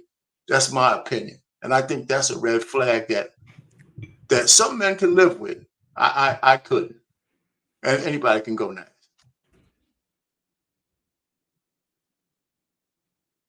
Well, let's just start with some men just having a standard to begin with. Most Okay, men go don't ahead. even actually. Most men don't actually even have a standard. They don't know what they want their woman to look like because they'll just be willing to take anything and whatever they can get. So let's just start with a standard: a height standard, a weight standard, a hygiene standard. You know, any type of physicality. Let's just have a standard there. Me, I have a weight limit. I have a number, a specific number that she can't go over. I just won't date you. That's my standard. Now, I have to like it. Most women have a height number, so it is what it is. But most guys in themselves don't have a standard. I'd like to see them just get a standard to begin with. That would be nice, and then they can work on it from there. Look, some guys are gonna like bigger women. That's perfectly okay if that's what you want. There's nothing wrong with that at all, right? And some guys, I know, I got a friend of mine who only likes petite women, he likes small women, right? That's fine, but have a standard altogether. And I think what this will do is it'll actually transition into other standards, right? The way she treats you, the way she talks, the way she acts, her demeanor, class, elegance, dignity, all that type of stuff. It'll actually transfer over if you actually have a standard based on physical features. Maybe it'll actually force a lot of these men to actually have a standard on her behavior as well. That's my next one, but stay on number 2. That's my third one. But the second one, Trey, I need to ask you a question since this is one for you. Now, is this key element? Is this time dependent? Wouldn't this one be independent of time? Why? Was you saying she's going to get older? No. What I'm saying is, does this apply whether it's 1987 or 2023? I honestly would say, if I had to be honest about it, I would say probably your generation actually had more standards than we have now. If I had to take it if I had to look at it from the outside looking in, when I walk around, I see guys with women who are sloppy. I mean, just flat out sloppy. You know what I mean? She's got her belly hanging out. Her weave is 3 or 4 different colors. Her nails are 15 inches long. Just flat out sloppy. And the guy is actually, kept up for the most part. You know what I mean? He actually looks fairly decent. But, I've seen guys walking around with just man, they're pieces of work. So I think if I had to actually say, but then again, in your time, the image actually mattered. Yeah, the image actually mattered in your time. Like, people didn't leave out the house, in pajama pants. Whereas now, they will leave out of the house in pajama pants. So I think that has something to do with it too. Is that, well, everybody was concerned about the image, and everybody was concerned about what they look like, as opposed to now, where people just don't give a damn. So let me add this also, and I forgot about this. Well, you mentioned like a weight requirement. Like me, I failed that criteria. Luckily, my wife was better at it than me. But if you have a weight requirement, you have to have the same one for you as you have for your woman. That's only fair, right? So that's the kind of thing I would say. If she can only gain like 10 to 20 pounds during a marriage, you should have some kind of similar requirement as you're trying to put on her. It shouldn't be one even if she doesn't have a requirement. What if she doesn't care? No, I'm saying if you both have. I mean, this is your requirement if you're vetting a woman. So she's gonna have to. This is your standard. This is what you're gonna tell her. If she can't live up to that, then she doesn't meet the grade. I wouldn't marry her. See, this is all in the context of these are the steps we're gonna go through for vetting a woman to be your wife. So if you have a weight standard, you got to tell her at some point before you get engaged to see what she says about that. Well, then you can throw the weight standard out, because women don't do nothing but get fatter over time. So you can get rid of it. But some women, but if majority of women are bigger in their later years than they were in their younger years. Majority of women, majority of people, per se. Right. But if you have that doesn't mean you can't have a standard of weight, though. Right? If you have a standard, there's nowhere in the world a woman that I meet at 28 is going to be 150 pounds at 48. Probably not going to happen. I mean, you could give there's a range. You can say, you can get 20, but you can't get 50. So I gotta bend my standards already. What? Shut Jeez, listen, good you gracious. don't marry a train. Come on, you don't marry her. You 150 go to mean 150. okay, listen, and if you anybody else have anything on this one, Trey? Grooming, you got anything on this? Yeah, I'm not big on weave. So yeah, there's no weave, none. Braids, I could deal with braids, but can't do weave. It's not even a go. Anybody else? Yeah, he has a lot of good points. He does have good points. Back then, you guys did not walk out with pajamas and didn't give a shit. And like, you dress, appropriately to go out. And I literally the other day, a thing came out of my Facebook feed. Is, oh, back then they used to dress this, and now look how we dress. We don't have no respect for each other, for us. You know what I meant? Yeah. You just do whatever. You go to a gas station, you're not appropriate. Like, and he's right about a lot of things. Like, you took pride of how you looked. I'm not saying you need to go suit and tie like you guys did back then, but you were dressed a little more appropriate. Not like, okay, it's whatever now. Sure. Anybody else on this one? We can move to the next one. Yeah, this Red Planet. Good. To me nowadays, it seems like when we had these discussions, we always hear a lot of what the women are requesting all the time. Like, right, the guy got to be 6 foot, 6'6", all that stuff. And it's like, we never really hold, their feet to the fire about, this is what we need, this is what we're looking for. Like, they have no problem saying, hey, the guy got to be this, the guy got to be that, the guy got to da-da-da-da-da-da-da-da, and right. That's what I'm seeing out here. It's like it's so critical from one side. So Red Planet, this is your, you can go on mute for a second. This is your opportunity to tell a woman what you want. That's what this is. This is your opportunity. This is your opportunity to tell a woman what you want. And here's the key. Here's the key. Well, before you go on, but here's the key. With all of these steps, you got to be willing to walk away if she's not going to capitulate to what you want. And that's the thing. Men. If you have these standards, or whatever they may be, because these are not pie in the sky things we're talking about. If you can't get a woman to do these minimal things that you might need to have expect from your betrothed, your spouse, then you got to be willing to walk away. And that's where men who has a scarcity mindset can't do. They'll say, if she gives you one pushback, if you bend like a cheap suit, you might as well not have any standards at all. So go ahead, Red Planet, got some more? My major thing, man, I'm big on, you got to come home to a peaceful house. You got to come home. It's a combination of things. You got to come home to a clean house. Someone that can at least keep the place up. It's a lot of women that even if she isn't the best at cleaning the house, at least maintain it. Maintain the cleanliness of it. You come home from work and and you want to. Let me ask you a question. To a nice place. Let me ask you a question. Suppose she's working too. Suppose she's working too. I mean, you're going to split up some things, but when I hear these stories in the manosphere and in the just in YouTube in general, I hear women talk about, well, I got to work too, and that makes it so hard, and I'm just like, they just sound lazy. I mean, you didn't answer the question. You can work, you can find ways to split duties.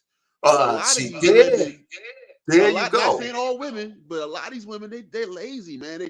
You can work and come home and cook, and maybe I could cook it one day. That's fine.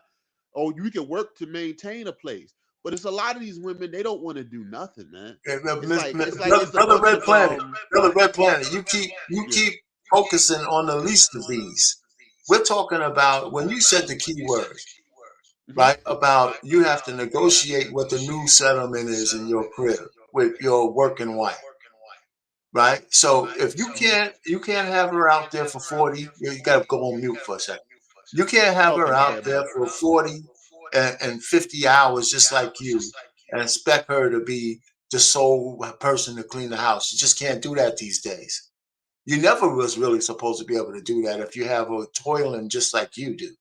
It's a negotiation between you and her. Whoever does and that's the key, the communications on how you're going to live your lives. And she's got to agree to her part, and you have to agree to yours. So all right, so that's that. I don't think anything else. I want to move on to the next one. Is that cool? Anybody?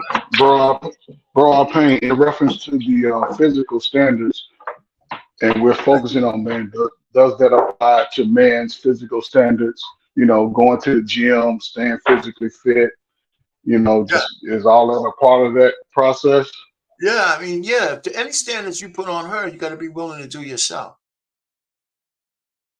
Physically, right? Especially from a physically fit standpoint. You can't turn a fat slob like me and expect, your wife to be a Slim Jim. So it's got to be consistent, right? My wife gave me a pass, so I'm working on that. But the truth of the matter is, she gained a couple of pounds, and I couldn't get on her case for gaining a couple of pounds when they had to, take a window out so I can go outside of the house.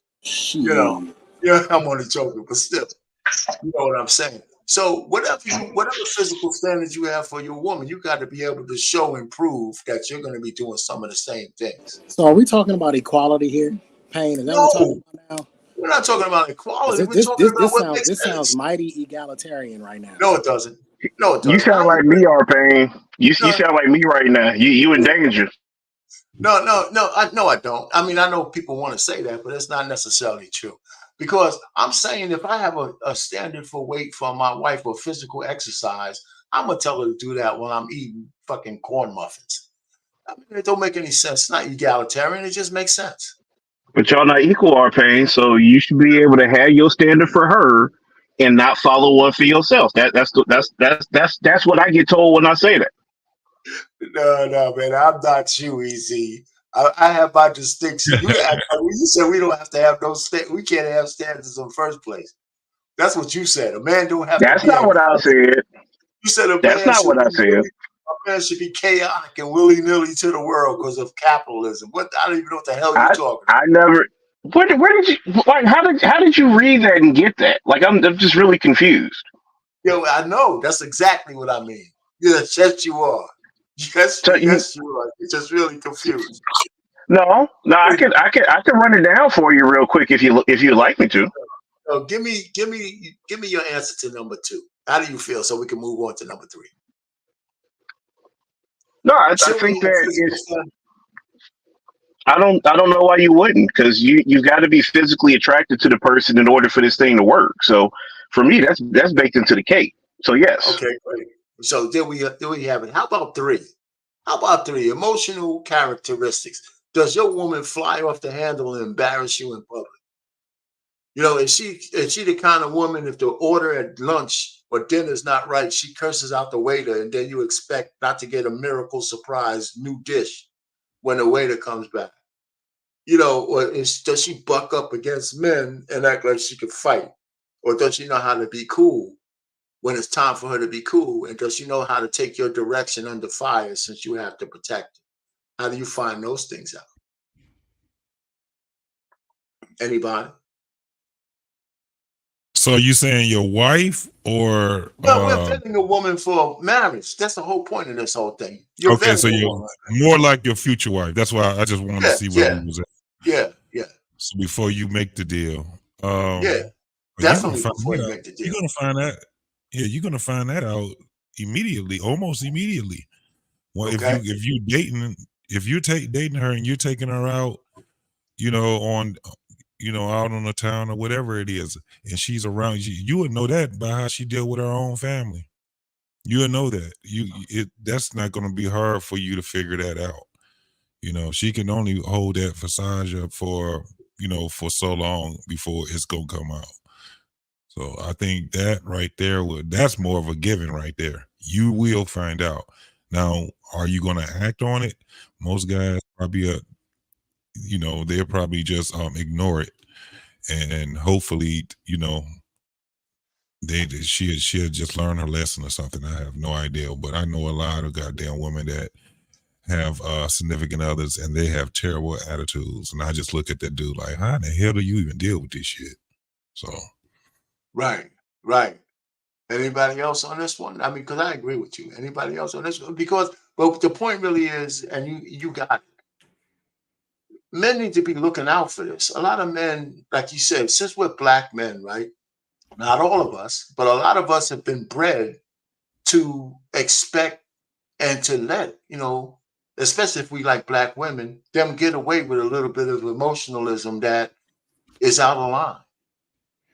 A lot of times we do that, so if, and I'm saying, how do you get to the point where you recognize what you see and you put a kibosh on it because you let her know that if you're going to be with me, you can't act like that. Like there was this one guy who was talking about sisters dating abroad. It was Umar Johnson. He said, listen, if you want to date in Africa or you want to date abroad, you got to make sure that you don't do the kind of things you do back here at home, because men ain't going to take that shit. And the retort back to him is, why are you telling them that they need to be that way abroad? They need to be like that right here. Yeah. You know what I'm saying? And so, and a lot of sisters don't like this, but they do have a stigma of being angry black women. And that's only because the loud ones speak louder than everybody else. And can you live with that as a man? So Arpain, are you essentially saying that black women are the main women that have attitudes? Like I'm trying to make sure I understand what you're. No, I didn't say that. I said since we're that's talking exactly about what we're saying. Well, yeah, that could be. But what I'm saying is the reason why I'm using black women is because I have the assumption we're talking about marrying a black woman. Well, it doesn't have to be black woman exactly, because it could be a Greek woman, it could be a Spanish woman, it could be a Dominican woman, it could be a Mars woman, it could be a woman. So let's open it up. Anyone. Anyway, in my experience, I'm pushing back on that, bro, because I have dated black. You can push back all you want. I've been dealing with black women my entire life. It's black women.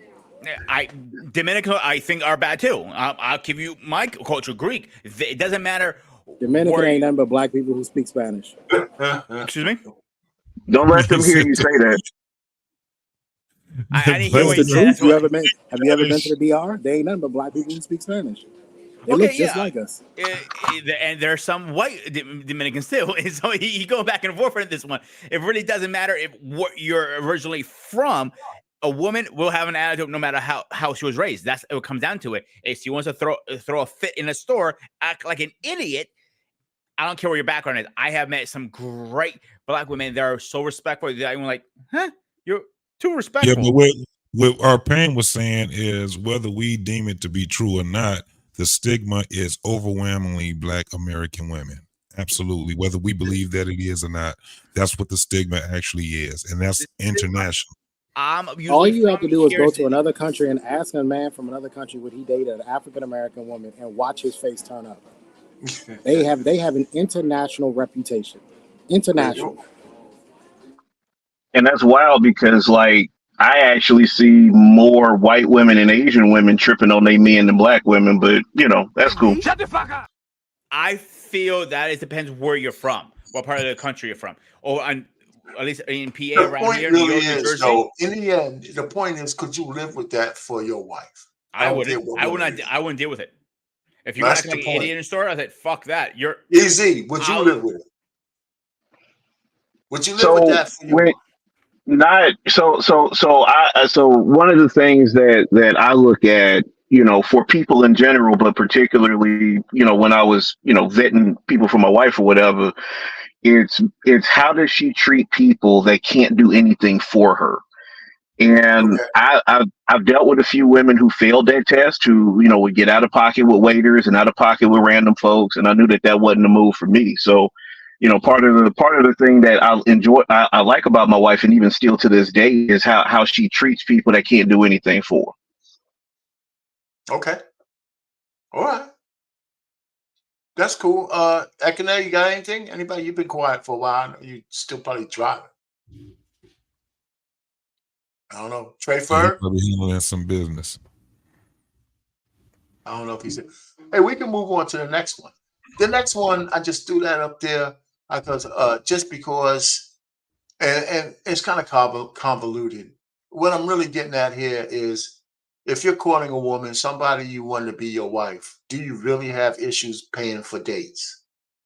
Finally, we get to something that's outdated. Please continue. Okay, no, just so tell me. I don't need to. I mean, go ahead and tell me what you mean, Trey. Well, here's the issue with dating in 2023 for those of us who are single. No, let me say this one thing. Remember now, this is a woman that you're courting to be with for the rest of your life. I got you. I'm picking up what you're putting down, RP. Okay, go ahead. The issue here is that there is a value issue when it comes to spending money on these women. Now, see, some 40, 60, 80 years ago, you had no problems taking a woman out and spending money on her because the value was worth the investment, right? You were going to get a woman who was classy and dignified, and she was sweet and caring, loyal. She understood her role. She knew what she was getting herself into, and she actually meant the vows that she was going to say at the altar before God. That is not the package that you're getting today.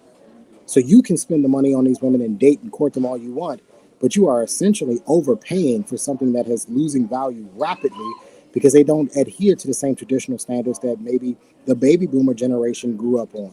You're not getting the same class of woman, plain and simple, yet you are paying the same price as, what would be equivalent? Obviously, there's inflation. Yeah, I know, Jay. But yeah, you're paying the same price. You was expected to take your wife out on a date when you were courting and vetting her, right? I'm still expected to take her out and pay for a date and courting and vetting her. But the type of woman your wife is compared to the type of women that's out here today, that is not the same. That is completely different. And so this is one of the outdated pieces of advice that doesn't fit today's culture. And whereas what should be happening is that all dates should be Dutch. All dates should be Dutch until you get to a point where this woman has been vetted properly enough that she is deemed somebody. Yeah, I'm going to go and marry this woman. And then at that point, maybe down the road, you can start to spend some money when things start to get serious. We're talking 6, 8, 10, 12 months down the road. We are not talking the first, second, third, fourth, eighth, ninth date. We're talking way down the road. That's the difference. And that's where sometimes the advice can be outdated. Okay. Anybody have on what Trey said? Anybody have an opinion on that? Yeah, I do. I'm going to push back on that.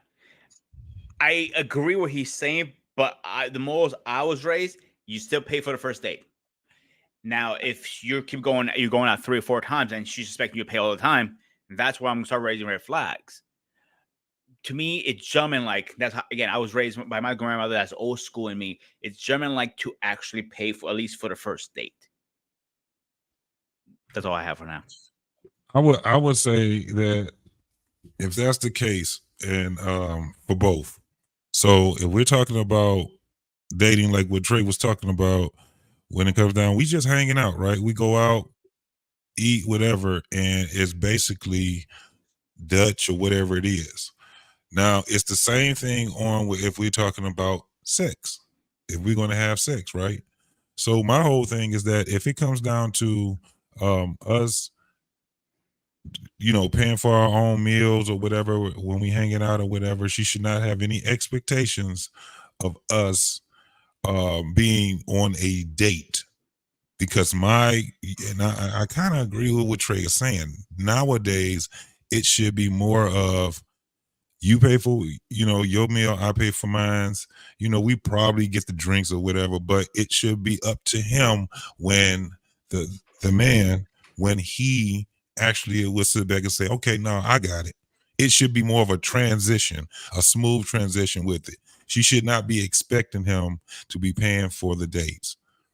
If I don't even think that it should even be dinner dates anymore. Yeah, I hear you. It's all goofy as fuck right now, and I understand exactly what Trey is saying when it comes down to that, because they're I'm scared, expecting man. this. I'm So scared. I almost agree with him. I almost agree with this shit myself. God damn it! Yeah, You know, because the focus is because just, you know what the change is. The change is the caliber of woman. That's the problem. That's yes. the issue here. If the caliber of woman was the same, then this point would make perfect sense, and there would be nothing for me to disagree with. But because the caliber of woman has changed over time, men have to catch up. We have to change too. And the idea here's the beauty of the Dutch date. It takes all the pressure of sex out anyway, because you can't expect anything, because you ain't buying nothing. So you don't have to worry. She doesn't even have to worry about. That's not even a conversation that needs to be had. Really, you don't even really have to talk about it, because she's paying her own way anyway. So there's no need to even have a conversation about sex to begin with. That's the beauty of the Dutch date, and it also signifies a change in the relationship. If we're out to dinner and I say, "Nah, I got it," that is a humongous difference change to know, okay, this is starting to get a little bit serious, because he's starting to invest his money now. There's a lot of positives to doing it this way. I don't understand why we don't do it this way. There's another positive. The other positive is that if a woman ain't giving you flack to go out with you Dutch, that means she also just wants to be hanging out with you. Right? If she's paying and she still wants to go and she ain't complaining about that, she actually wants to be with you. Yeah, Hey, Easy Money, what do you think? Right. Easy Money, what do you think? You got to chime in, man. You're too quiet, man.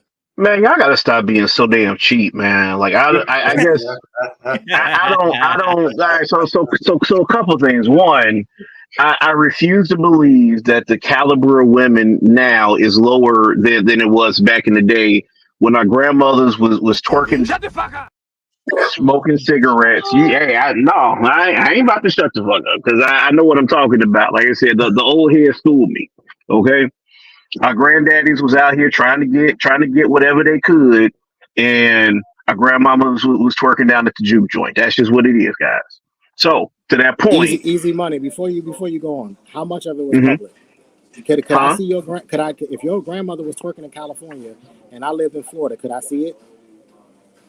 I don't think that makes a difference, because one, it absolutely makes a difference. It absolutely do. I disagree, and the reason that I say that is because it's the same thing whether you see it or not. You're still twerking at the juke joint. My grandmother wasn't twerking nowhere. Goddamn it! Oh, okay, RP, you got it. There was not a whole nation of women that pride themselves on being mean bitches. There was not. Who's priding themselves on being mean bitches? Who's saying that? The mean bitches. What we see now. The mean bitches. Where? Mean bitches you say a nation full? Easy, how long you been married? I don't have these issues that y'all be talking about. I get smiles from women. I get good mornings from women. Like I said, I don't know who y'all be dealing with. That's because they think that y'all are going to get y'all nails done together. That's why. Have they checked the eyes, Lenny? They have seen you correctly? Wait, hold on. It's not what we're dealing with, Easy. This is what we've just saying. IG, you see it. You see all these different things. These women are acting like bitches, horrible bitches. I'm looking at them. Okay. I don't even know how you can even say that. You're talking about Instagram, and a fraction of the world's population, less than a fraction of the world's population, is on Instagram. That's not representative of a population of people. So JC, you in the bubble, bro. Well, no, but I almost hate to say this shit, because first I agree a little bit more with Trey, and now I'm almost about to agree a little bit with fucking Easy. All right. I think one of the things is when we get wrapped up in these spaces, I think we tend to give more power to ratchetness than it should be. Now, I'm not to say that it hasn't permeated into natural society, right? But there are some women out there, still women out there worth courting and buying a dinner for. But it's not crazy to think that the mix has changed since the past, right? If you're looking for a virtuous woman, maybe it's, maybe the percentage mix between the ones who are ratchet and the ones who are virtue is cut in half, right? So I don't know. I don't have the number for that. So that's what I'm saying. When you quantify it, yes, maybe it's hard to quantify it. And right now, what we're talking about is you have women that's speaking on how they look at dating. You have men such as Trey and a lot of other men, is saying, look, these women are not, they don't even like dudes. It's kind of like when you take them on a date, for instance, what we were just talking about, they think that comes with the territory. And what Trey is saying, that no, because they can't even behave in a great way. That's why when what you said, what was it? Number 3, the emotional characteristics and these things, when you got these women, they are literally, bro, it don't take observation. Right. Observation. Okay. I'm not dating these women, but I do see it. Right, so do I. So anything else? Anybody else on this one? Yeah, really quick. The Instagram thing. 56% of the users in America are American. In America are females. 56%. That's over half. Women today use social media in ways that only hurt themselves in the long run. The fact of the matter is that your grandmama and your great grandmother did not have social media, and yeah, they may have been down at the juke joint having a good time and dancing, whatever. But the fact of the matter is that they wasn't on spring break in Miami shaking their ass and putting reels of it up and getting 14, 15, 20,000 views in the first 15 minutes that it came up for everybody in the goddamn world to see. There is a difference. And the fact of the matter is that a lot of you guys are not dating in today's society. You've been married for a long time, so you don't understand these concepts. You don't get it. You don't understand how detrimental it can be to date a woman, and then as you scroll, see a reel of her shaking her ass in a thong on a beach. Y'all don't get it because it doesn't happen to y'all. And the fact of the matter is that you cannot marry these types of women. Period. You can't marry them. They're unmarriageable, and this is only growing. It's only getting big. It's not like it's become some sort of halt, and maybe the numbers are dropping off. No, every year there's a group of women that turn 18 and they fall right into the line. They fall right into it and they do the same exact things. I invite you guys, you married guys, if you can get the permission, take yourself to Tulum. Take yourself to Cancun. Take yourself to Miami Beach during spring break. Take yourself to these places if you didn't already do it when you were in college, and watch how these women act and tell me that these are the future wives of America. Stop it. You know, it's funny. I actually was in Miami about 4 years ago, and there were like multiple groups of black women at our hotel or whatever, and they were cool, man. They bought me drinks. We was just kicking it. They seemed like some sweet young ladies. And then you look like so this triflans buying you a drink makes the marriage material. Is that what you're saying? That's a completely different conversation. I just said that they're sweethearts, and they weren't twerking on the table like y'all making it sound like all the black women are. That's not happening. But the mistake, but easy money. This is the mistake you're making. Trey is telling you that these are not marriage material. It's not because they are twerking, standing on the table, disrespecting people. No, it's their damn mouth and character. It's their individual character. When they go home behind that closed door, when a man talk, the way they shut a man off, when a man talk, they tell the man that you ain't shit. How much do you make? I make 7 million. You only make 1 million. You see what I'm saying? They won't let you talk as a man. They emasculinate you. That's what Trey's saying. Yeah, okay. These are not marriage materials. Okay, Ekene, hold on for a second. Hold on. And now I'm going to let you speak if you have some. Don't want to kind of devolve into this whole thing about we're saying we got to have some assumptions here. And again, I need to bring the congregation back, right? Because we have a basic assumption that we've somehow vetted a woman at least enough that we like her, and she might be somebody who might be marriage material. We know the kind of women out there who would not be on the list. So I don't want to go down that list. I want to go down the list of what might be an eliminator from any of these criterias and that kind of stuff, right? So we hit number 4 pretty good. I like what Trey said. Maybe men have to catch up and say, listen, I'm not paying for your date, but if you want to hang out, we can go Dutch and we can get to know each other. And a woman who says yes to that, that's a check in the box. I think that's a check in the box. So, and then because the expectations, like you said, are gone. She don't have to worry about me trying to smash because I bought a big dinner or something. And she can just relax and be herself, and we can have a conversation on what's going on over a meal that I pay for mine. And she want to have 48 freaking oysters. She's going to turn me off slurping those goddamn things. but she can.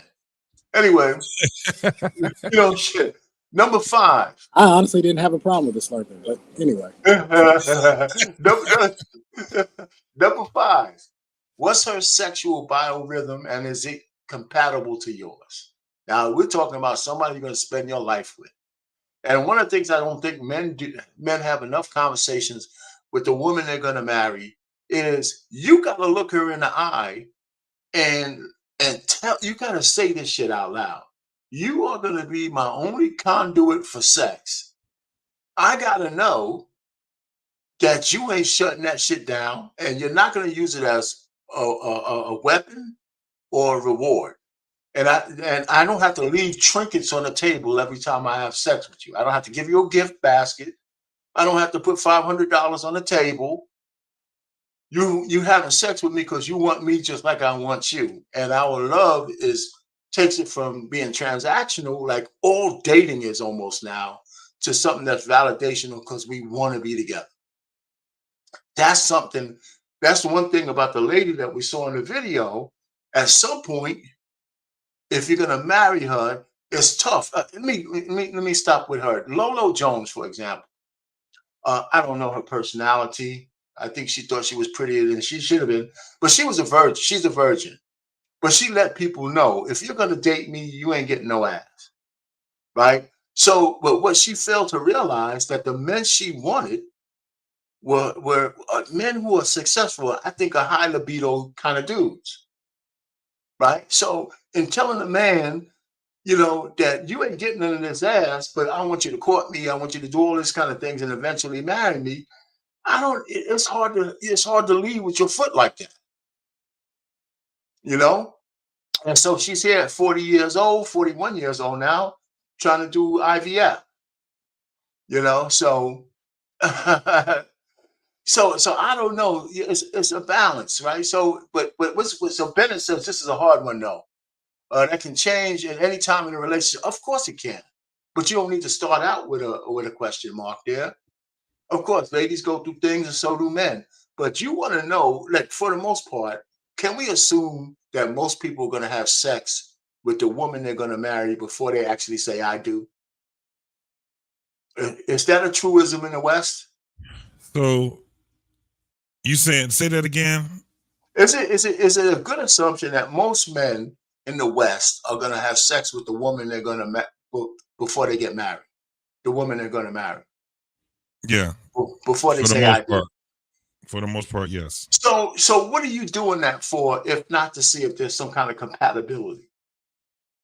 Right? And that's one. Then 2, I think it needs to be made clear to the woman that if we're going to get married and you want me to be faithful, there's got to be some expectation that you're going to let me, we're going to have sex on some kind of rhythm. It doesn't have to be predictable. But if you're turning me down every night because of this, that, and the other thing, we're going to have issues. Right? I mean, so how do you navigate that? Anybody? Tell me. How do you navigate that? I think that most people, they talk about sex just as much as they talk about finances. You think so? I don't think so. I don't think that you think most men have that conversation with the woman they're going to marry that, hey, listen, honey, you're going to be my only piece of ass. No, you didn't hear me. I said they talk about it just as much as they talk about finances. I got you. I'm with you now. Let me put it this way, right? There is a big mistake that men make. Okay. A very, very big mistake that men make in the West. When a woman stops giving you ass, you just get rid of her. Bye, Felicia. You leave the damn house, or you divorce her. You have to leave her ass, because the sole duty. You see, that's why women deceive you guys. They say, "I want my friend. I want my best friend." So she can put you in a husband zone and in a friend zone, however and whenever she wants. But when you tell her, "No, I'm not your friend. I don't want to be your friend. I don't want to be your best friend," guess what she does in the West? She gets mad. "Oh, you don't want to be my friend. You don't want to be my friend. No, I want you to be my wife." You do a wife duty. A wife duty means if you're not sick and you're not in your period, you give me that ass when and where I want it. No negotiation. If we have to negotiate it, that means I have to go look for Keisha. And Not after really. talking to Keisha, and Keisha is ready to do it, then you got to leave the house. Nah, not really. That's why I said. That's why I said that we don't talk. We talk about sex like we talk about finances. Have you ever heard young people talk about sex? I'm talking about young adults. Yeah. They, for one, men ask questions that they should never want to know the answer to. One of the things that you would have a man ask a woman is, "How good are you giving head?" And if she give you an answer, I give head real good. So she's telling you already. You dig what I'm saying? Those are stupid ass questions. They don't know how to talk about the sex with a woman. They don't know how to talk about the duty of a woman, or you don't hear these goddamn conversations. Motherfuckers be trying to flip the script once they married and they hear this shit on YouTube or some shit like that. And then they get some shit. Now they want to go and lay down the law on their damn wife. That's not how this go. It's before. That's why what you're talking about, what Payne is talking about, is it's kind of like to get to marriage. That's the thing. Yeah. When we're out here dating these women, we're not talking about the right, and sex is one of them. We're not really saying what we need to be saying. We're not What you asking the need to say? question. Hey, JC, give us an example of what you should say. Well, one of the things is, how often should we be having sex? You should be giving her answers when she say, well, what if I'm sick? What if I'm on my period or whatever, right? Most dudes, when you first in that relationship, you be like, I don't give a damn about that period. Let's go ahead. Let's put the towel down or whatever. You know what I'm saying? But if you're trying to marry this woman, there's going to be concessions in that marriage when it comes down to sex. Yes. It just is. Even with men, when you get older, it's not going to be the same thing. I think we put too much emphasis on it too late into the relationship. Instead of when it comes down, for instance, what Trey was talking about as far as like that dating part of it, right? No, I'm not about to be the one that's paying for the meal and all that, right? When it comes down to sex, I'm not going to be pressuring you about sex. First and foremost, you shouldn't have to pressure the woman, because she's going to want you, like you enough that it's going to be kind of like we both going to be doing. If you got to sit back and get mad because she ain't trying to have sex with you, then that may not be the woman for you, right? She may not find you attractive. She may not find you attractive. You out here, that's not how this shit normally would go. But it is different now. It is different with the younger generation. These women, you either got them that's too aggressive, and you got the ones that's trying to withhold, right? And it's a lot of things that you have to. If I was dating, I wouldn't trust none of these women. It's like, Yeah, but okay, but go you're ahead, on the right track. But these women are already eliminated. Let's just eliminate the ones who are in those extremes. I'm talking about the one again. Let's just say one that you're actually trying, because you already hit it already. You're gonna have to have these conversations, and you got to ask the right kind of questions. Yes. You got to ask the right kind of questions. Let's forget about the ones who are unmarriageable. Let's put that aside. Anybody else on this topic? What do you need to know about the woman and her sexuality before you marry? Anybody else? Yeah, real quick. I just think you need to be realistic, and I think that, What's realistic? What's realistic? No. Realistic in terms of understanding that your sex drive is going to change as you both age. Okay, just given that your sexuality is going to change, what's realistic? Because it's not going to change. Well, not your sexuality. Whoa. Slow pause. No, not your sexuality. The sexual desire, I meant. The sexual desire. And that's both of you guys. And as men age, and if they're not taking care of themselves, and there's the opportunity for ED and other things to kind of creep in. So, like, there's all types of factors that go into a healthy sex life, and we can't. The bulk of your marriage, where you're both are healthy, which could be at least, let's just say, before you lose it all, you're gonna have 10, 15, 20 years where your Johnson's hard and her thing is wet. What do you do? right? I'm not talking about when you go through your change. I'm talking about when I'm you're. not even talking about that either, RP. Like having That's what I'm kids, trying to get you to depression. say. I'm trying to say, what's your expectations when you both can do it? But I mean, that's a pretty big if because you can't. There's no way to guarantee that. Okay. You know what? I Just mean, because there's she no ain't way to fucking nobody guarantee else. it. See, You're gonna have here's sex the with thing we're this. keep forgetting. Like, Yeah. what like Eco said about a woman could do whenever she wants, whenever he wants. That call, you know what that's called? The R word. And I don't want to say it because I know YouTube is very sensitive with the Yeah. R word. No, please don't. Yeah. Yeah, because a woman can. What the That hell person, are you talking about? oh, No, you know what I'm talking about. don't argue. You know very well what I'm talking about. Man, A do you woman know? can turn around with charge very well. Did you really pay attention to what I was saying before I you pay start very twisting good attention to stuff? what you're saying. I think you're Okay, talking out your let fucking me ass. rephrase. Let me rephrase because you know what? That's how you guys get people messed up on YouTube. I said you get when you get into a marriage with a woman, she has to give you sex when and where you want it, and if she's not, except if she's sick or or she's in a period. But if she's full functioning, she has to give you sex. If she refuses to give you sex, then you have to get it somewhere and you gotta have to replace her. Did I say you have to force her?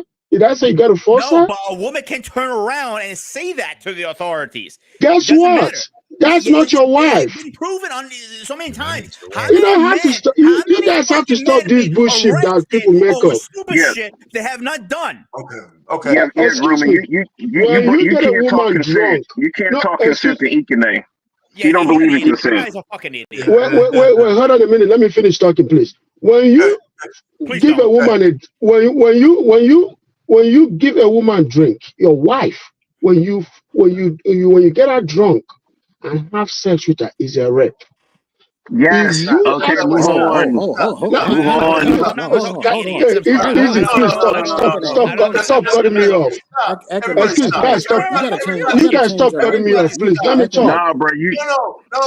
No. Let's Yeah, stop.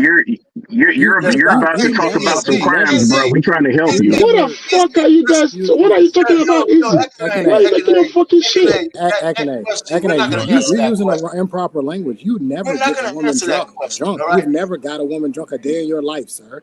Never. Nobody Yeah. has. She's an I adult. said if She's an you get adult. a woman drunk, let me finish. We're not No, gonna answer Mr. that Penn, question. Mr. Penn, give me No, 1 second, please. don't finish We're not that thought, gonna answer that Ekene. question. I'm your lawyer. If you Don't give do a it. woman drink, We're not it's gonna a answer that R. It's a question, R. man. If you give a woman No. drink and get her and have sex with her, it's a R. It's a Let it R. If you go. give a woman drink, but a woman that you're married to, you ask her for sex Let and it she said go, man. no. Hey, will you End the stop, You don't man? relationship give a and move woman on. drinks Just either. Can stop, you mute man. him, please? Stop. Don't ever give her a drink. That's what I'm Just stop, saying. man.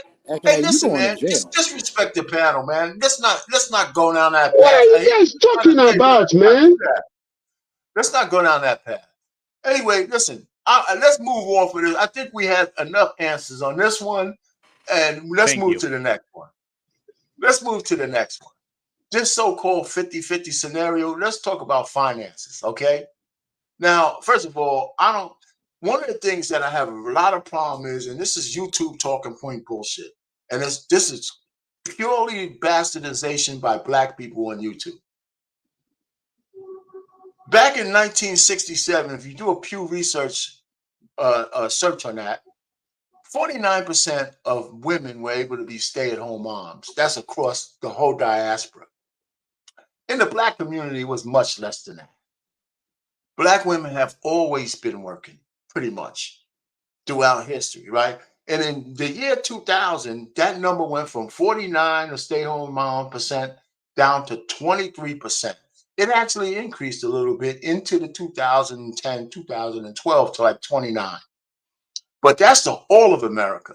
So you could surmise that in the black community, since we make less money, a lot less women have been able to be stay-at-home moms.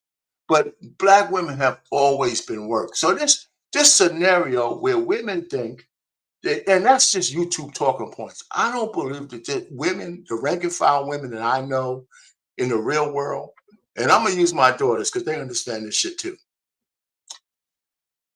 the 50-50 scenario is just a made-up term, because if you're going to marry a woman who has money and you have money in your relationship, you both supposed to pour 100% into your relationship in all areas. And so the finances is something you have to discuss on how you're going to handle them. And it's going to be different for every individual. Do you do a one-pot system? Do you do something else?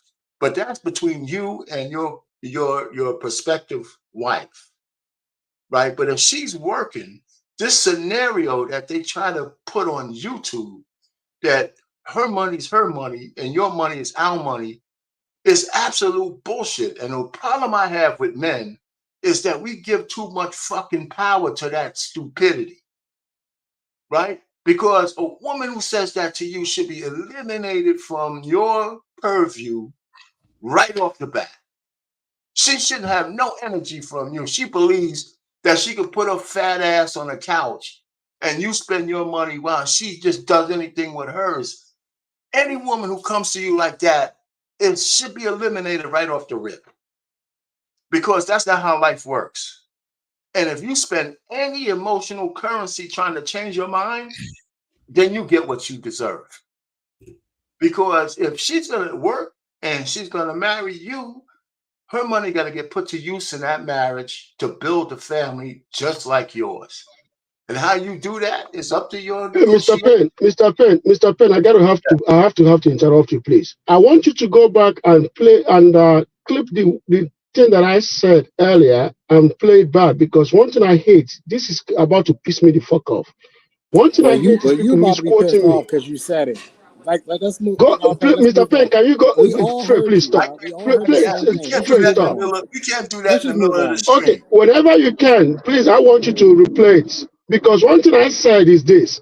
I said, if you have a wife and your wife refuses to give you sex, you go and find another woman to have sex with. Can we you see what I'm saying?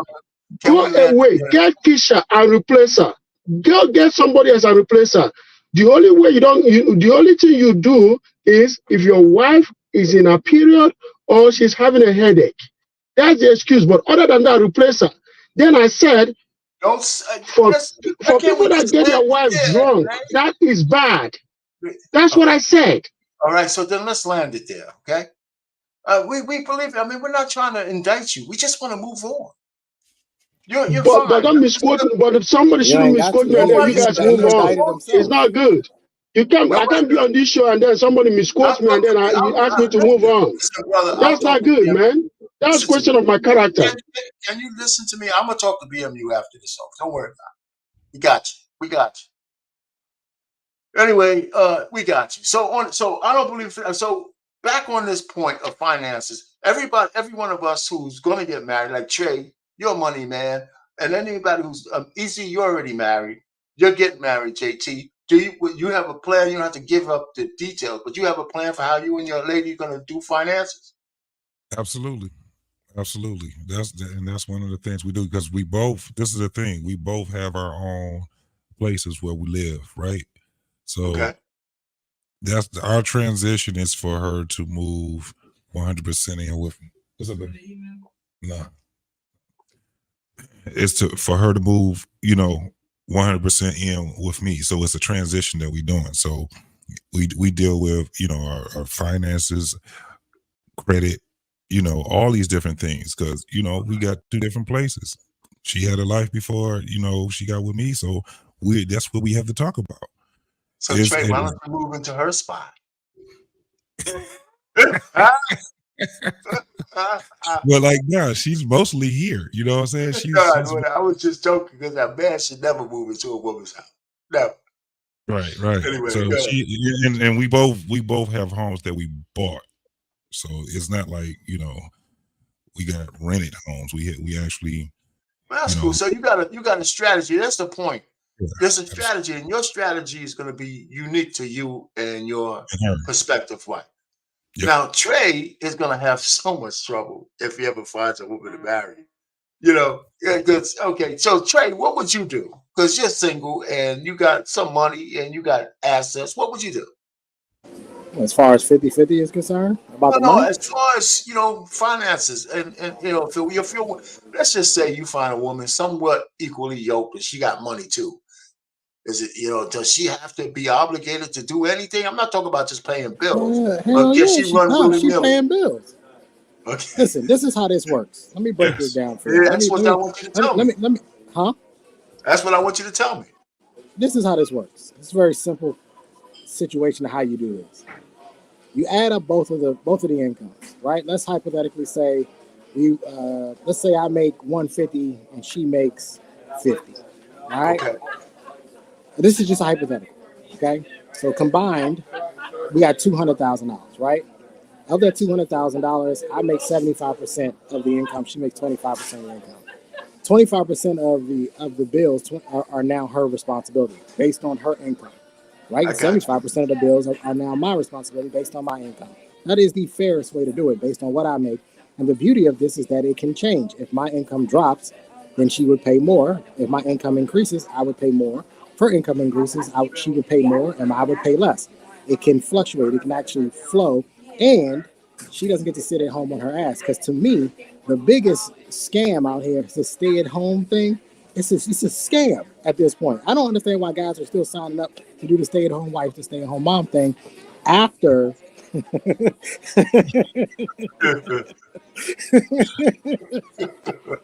Yeah, okay. Sugar be the first in line. But anyway, I don't understand why they're doing the stay-at-home thing because machines do all the work for them. So they don't make any sense to me. But that is the best if you were truly trying to do 50-50 because nobody's going to make the same exact amount of money anyway, right? So that's the fairest way to do things is based on the actual income. Now, here's the thing. I used to be against the one-pot theory. I actually have to give credit where credit is due. It was actually Security Boss who changed my mind on this. She's the one who would change my mind on this when the one-pot theory. I do believe that when you get married, you should have one pot.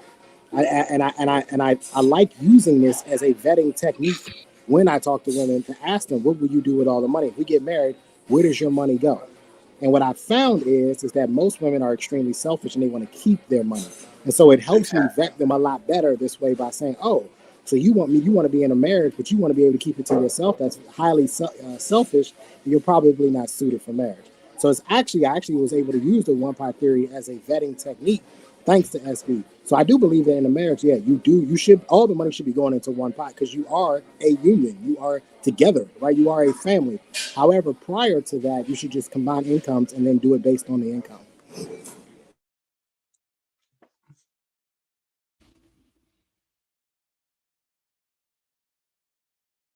Hey, well, Easy Money Jones, at least you said something that was worthwhile once tonight. I agree For with once. you.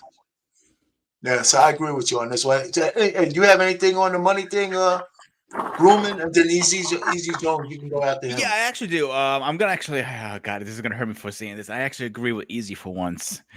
Hope a guy doesn't strike me down. Yeah, and Taryn, like if both of us are doing financially well, if I'm making more, of course I'll pay more. If she's making more than me, I don't mind her, pitching more in the bills. It really depends on the income. I believe are both our paychecks in one big pot. The reason I say that is just easier to pay the bills, the mortgage, the car payments, whatever, and break it down. Like I'm not saying, oh, you need allowance. I don't. I'm not saying that.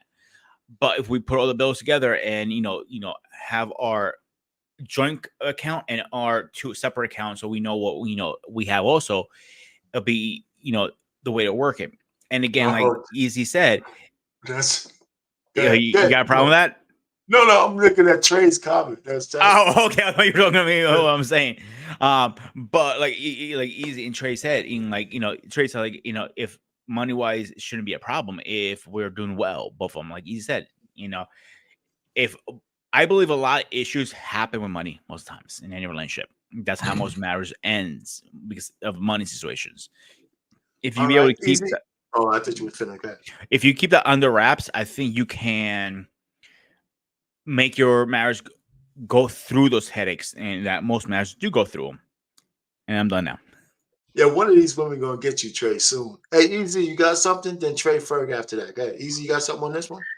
Yeah, just real quick, and I'll just speak more to me personally. Like I know for my situation, I knew my trajectory would take me in a higher salary bracket than my wife, and so we've always planned around my income being able to take care of all if not all of the living expenses, the majority of them. So that's always been how we moved. And, my wife is going in and out of, being a stay-at-home wife and stay-at-home mom. And, now she's working and thriving and really getting her career going. So, at this point, whatever she makes is kind of supplementary. And, it's just, we ended up getting a new car based off of her income. Cause steak is $12 a pound at this point. So it's a little bit, the money don't stretch as far, but like I said, for us, we just kind of planned around me, and then whatever she makes is supplementary, and you just got to do what works best for your particular situation. What you See just this. said is See, what Arpane. you just said is exactly what I did. Exactly when I married my wife, she had a pretty good job.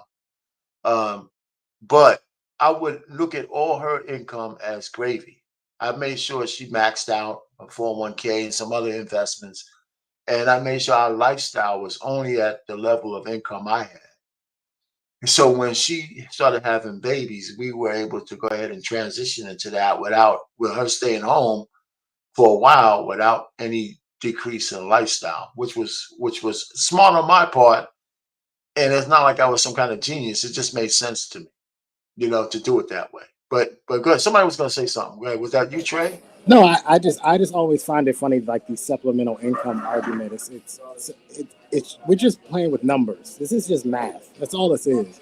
No, that's true. It's not essentially supplemental income That's unless true. she purposely went out to go work on purpose just to get the supplemental income. Yeah, okay, If she's but that's working anyway, it's the same thing. Whether it doesn't matter, like even if it's all the same money coming into the same house, we're just playing around with numbers at this point. You're correct. You're correct. But it's just the way I thought about it. Not a supplement. I just thought of it as gravy. But we damn sure put her money to use for the household. Yeah, So and real quick. I'm sorry, real quick, Arpane. And the reason that I phrase it that way, that is supplemental, is because, like I said, for a period from most of our relationship, I've been the sole breadwinner. So the last, 16, 17 years, what have you, I've been the sole breadwinner for, gosh, at least 10 of those years, if not more than that. And so to that point where she's kind of had the option before to work, like whether or not she wanted to, or whether or not she wanted to work around what the kids were doing. But at this point, since she's no longer homeschooling, she was at home and she's like, hey, I really want to go work. I really want to apply my craft and eventually, start my own, my own business. I'm like, honey, do what you got to do. And I'm with you. Gotcha. Trey Ferg, you there? Yeah, I'm here. You got something? This is a tricky subject because finances should be one of the top 4 conversations you have when you're looking to go down a road to marrying somebody. I think you need to have more than one conversation. You need to really look at how and talk about how you're going to manage things and who's going to pay what. And I think if a woman is going to be your wife and she wants to be your wife, then I think she would go in automatically as far as this is what we need for our house. This is the lifestyle we want. How we're going to get it. And if the husband is on his rise to his, to his success, then he's not going to be. Most of the guys are not going to be coming in with $100,000.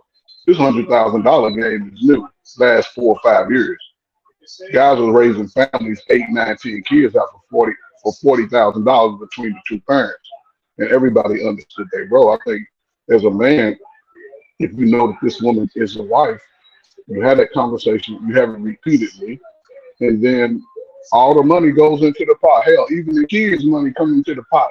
It ain't like flipping money, you know what I'm saying? Because if you paying on the bills and debt, and yet somebody wants to go on vacation, then I feel like my vacations should be 6, 7 days wherever, laid out on the beach. I ain't doing nothing while the kids are running around splashing water.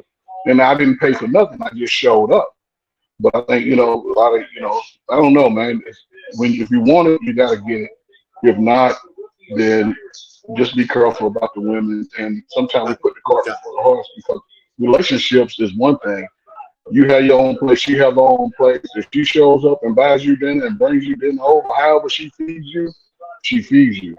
But as far as like everything else, once a marriage happens, you can't even hyphenate my last name. It's all one, not nothing at all. So that's I what I feel got you.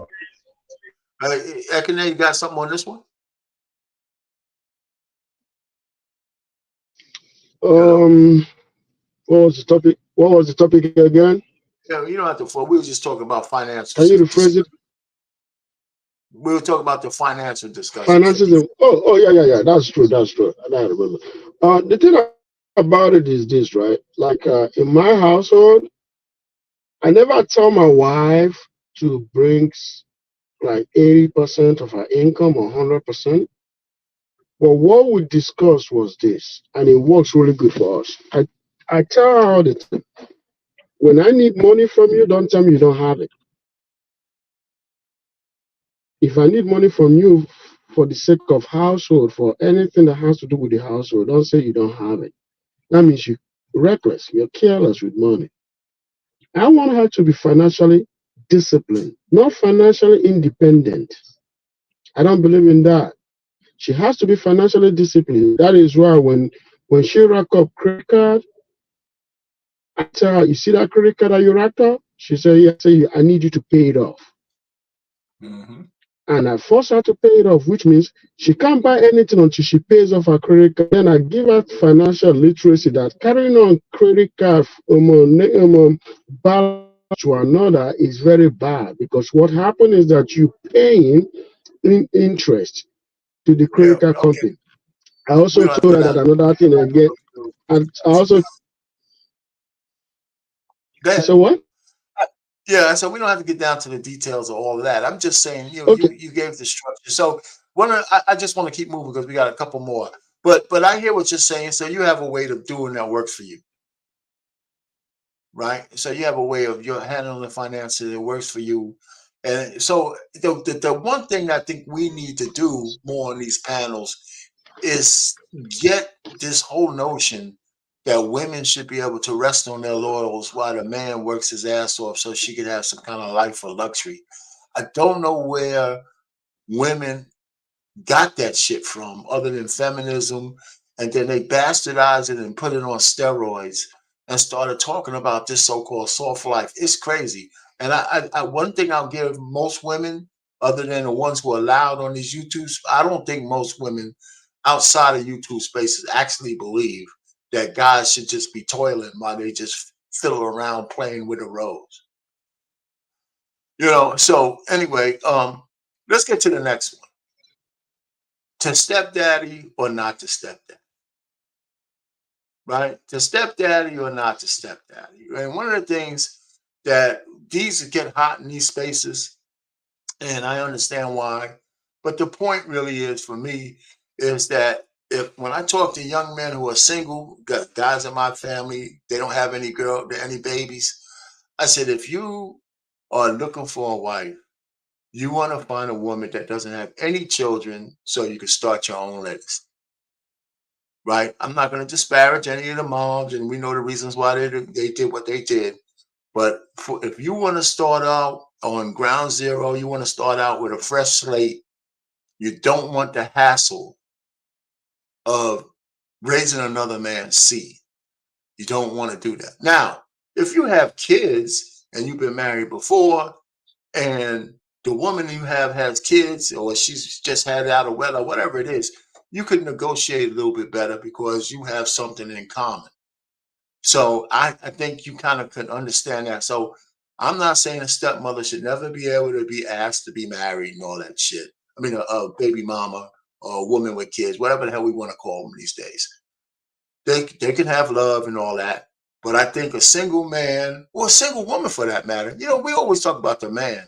Single women with no kids, they don't want to they don't want to marry men with children either, by the way. I don't know what the numbers are, but they ain't that keen on that shit either.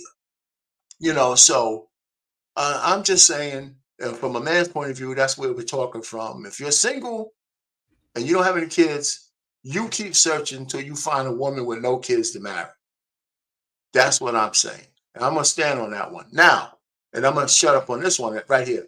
But if you choose as a single man with no kids to marry a woman who has one or more babies, you have to change your vetting process, because in your house, there is no worse position for you to be in if you're responsible, but you don't have no authority. And if you can't be sure that you have authority over those kids, then you're a goddamn fool for marrying a woman with children and bringing her in your house, because your life is going to be a living hell.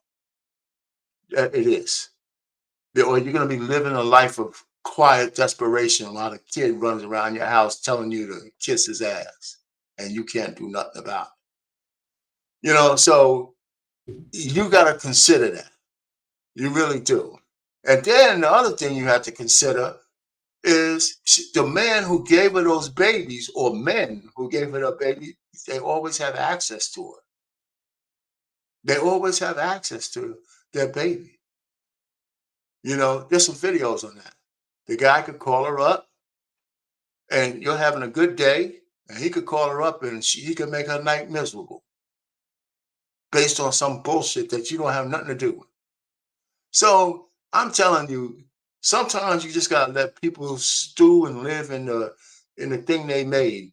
But if you have your own kids, then you understand those pressures as a man with your own kids, and you can make a decision. Now, in the Black community, we all have examples of stepmothers and stepfathers.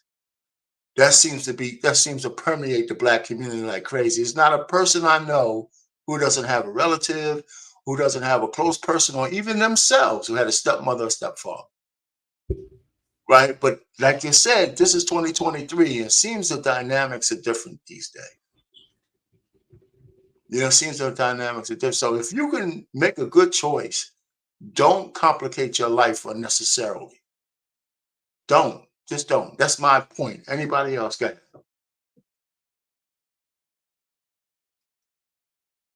You know how hard it is to find a woman with no kids now these days? No, it's not that hard. You don't think so? No. I'm going to disagree. Because no, it's not really, that hard. Because 90% of women now these days have kids or have previous marriages. No, you're talking an age-dependent thing. 90% of women at what age? My group age, I'm 37. And, in the 30s. If you wait until 35 to find a woman, yeah, you might be right. But I don't know if it's 90 even then. That is a good. There is no demographic in the United States that has 90% of women with kids. No demographic in the United States has that high. It's too high. It's a good percentage. 56%, 52% of women in the United States have kids without husband. 56%. Doesn't mean it has to be the husband. It could be a boyfriend or something, and the relationship ended. Whatever the case is, most women. No, I said 56. I said 56 without husband. Without husband is 56%. Without husband. Whatever the percentage is, but I'm just saying, is a good percentage of women now. I'm gonna meet a woman most likely with a kid, or depending on what age you're talking about. Again, I'm talking about 30s, around that age group. If there is even younger, I'm gonna tell you how many kids I saw when I worked at university had kids already, and I'm not joking. No, you're not gonna get no argument there. No, I'm not arguing. But the notion to tell people that there's no women out there with no kids is not true. It's rare. It's rare. I'm not saying it's not. It's not rare. It's the flip of the coin, though. It's one or the other. I can tell you. Listen, here's the thing. Being a stepdaddy is like showing up to a party late and helping them clean up. It doesn't make sense for you to do it. You weren't there when it happened. Okay, it doesn't make sense. All right, and for a lot of the guys that do it, I think it's water seeks its own level. I think that they think that's the best that they can do. I will say this though, however, just to be a little bit controversial, some of the most attractive women that I've ever dealt with did have a child. and I find that quite interesting. Some of the most attractive women I've ever dealt with did have a child. And so now you just kind of put in a position where you have to make a decision. But I've always erred on the side of caution. The fact of the matter is that you're going to come in third place as a man when you step into this family. You're never going to come before that child, and you're never going to come before her emotions and her feelings. So you immediately come in third place within the hierarchy of that home regardless of what she tells you, whether you adopt a child and marry her, you're still going to be in third place. And you guys can look this up when you get a chance, but one of the highest demographics of men out of the 20% who file for divorce are stepdads. Stepdads are the ones who file for divorce most times. And it's typically because they've lost control within their own home. They've been disrespected within their own home. They've been emasculated by the mom and the child, or some sort of sexual accusation was made. Right.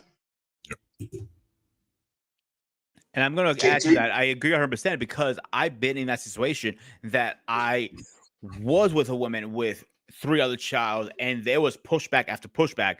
Like even like child didn't want to do his homework. Guess what? I try to step in as the right stepdad to do the right thing, and it was a big argument in the day. I'm not saying that's what caused my relationship ended, but that had a big factor in it. JT, you want to say something? Yeah, so I think it's a difference of a man having children and the woman getting with him than it is with the dynamics are definitely different.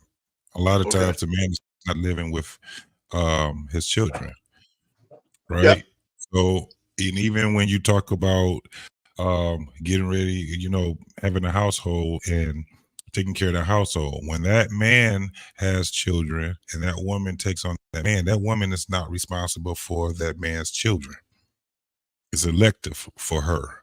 But when that man takes on that woman with children, it's not elective. If those children are living with her, then he's going to be responsible for those children and her. That's the difference in the dynamics with the two. I think a lot of men are not, they don't have, again, like the financial conversation, the sex conversation. I don't think that a lot of men have that conversation with the blended family conversation also. And I think that's where the problems end up being, because it goes to what, thank you, baby. It goes to what Trey was just saying. When they go and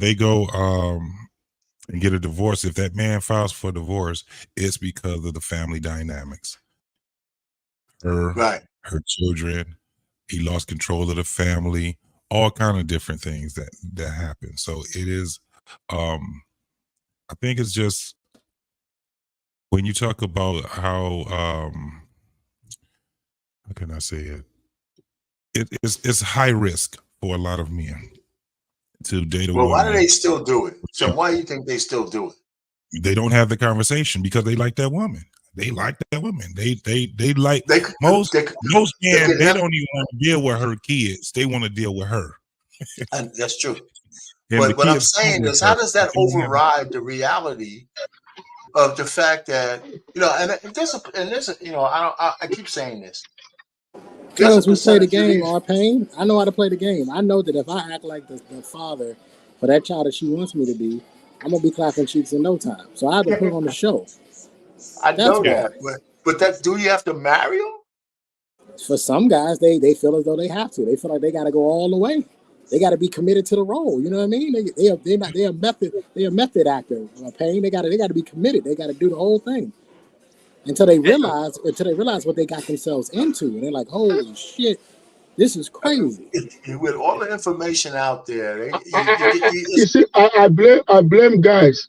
I blame men for this bullshit. I blame men totally for this bullshit. This is how it's always been done throughout history until America comes and screw up the whole goddamn thing the way it normally does. When you get with a woman with kids, one thing you do, her children can't live with you. She got to send her kids to their baby daddy or daddies. She's the only one that can live in that household. It's been done throughout every country, throughout generations. It's always been done like that. When you marry a woman, you don't marry her kids. Her kids have fathers. They go stay with their father, and you marry the woman. It's because of the way we screw up things in this country, because we know how to screw up things, we don't know how to fix shit. If I get a woman today that has kids, the U.S. government doesn't agree with you. Guess what? It's no. If you marry her, those your kids too now. He's right. That's right. He's 100% right. Let me say this to you. Trey, what you said is right. But are they going to come into my house? Hell to the no. If they step to my house to move their things in, we're going to divorce court the next day. We divorce them. Well, I'm not going to let let me nobody's child to come and live in my house. It's just not. And I know men in this country, right? That's no, guys, hold on, stop cutting people off, man. I know men in this country. I know men in this country that does the same shit. They don't even let that. I know men in this country that married to women with kids and they draw that line. Those kids don't live in the house in this country. That's so rare. You're talking about That's the rarest rare, of the man. rare. It's rare. No, it's rare. That's the truth. That's not It's the rare. majority. The majority of stepfathers are living in the home with the kids and the mother. That's right. And to be honest with you, I'm sorry, because what you said is 100% correct. Any man who 100% correct. send his kids, she said, your kids gotta be shipped to the stepdaddy, whatever. He's not a real man. Oh God, not you in the real man conversation. Oh, stop it! Stop. Listen, you know me. I gotta say that. If you gotta do all of that, that's stupid. Why marry that woman? I don't agree. You're exactly. No, wait, exactly. Hold on for a second. Guess what? What you just asked. You're gonna do all that. You see, that's what I said. That's what I. Guess what? Let me answer to that. That's what I said earlier. You guys don't pay attention when I'm saying something. Then you guys misunderstand what I said. I said that's a conversation you have to have with her before you even go to the altar. You have to have that conversation with her. She has to know because you guys dated, right? From the dating period, right? You already have that conversation that when we marry, your kids are not coming to my house. They're going to go to their dad's house. You're not talking. They can come for holiday, right? That's fine. You're not talking about a conversation. You're talking about a one-way conversation. The point really is, Trey, let me finish saying it. The point really is, if you have to have that conversation with her, why fucking marry her? Good point. It's not a conversation, It's not a conversation. Marry her. I'm never going to marry a baby mama. That's number one thing. I'm never going to marry a baby mama. I'm sorry. I'm not going to do that. No, you're not going to marry a white dater. Man, you got to get pussy, man. What are you talking about? Well, you don't. Hold on, hang on. You don't need to date her to smash. To get baby mama is the easiest pussy to get. What are you talking about? You don't need to date her to smash. So but guess what? If you scared to smash more than 3 times, you dating her. Okay, so let me put it to you. Okay. So maybe the definition of your dating to my dating is different because you got to take. Wait a second. Let's put this one to bed. Okay. If there's a scenario that makes sense for somebody to marry a woman with kids, to me, it means that he should have kids, whether they're with him or not. He still has an understanding of what it means to be with somebody and blend a family. That's better than somebody who's single with no kids, trying to learn that shit on the fly with a woman who's going to be completely possessive of her children, with him trying to be the usurper and an outside element who has access to her at all times. So that shit is just stupid.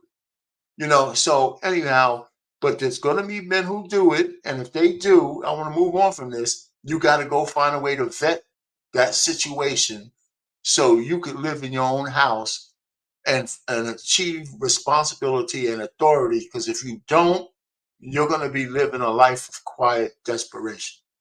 And it might not be that quiet. Anyway, so the next one. What's the next one? Prenuptial agreement.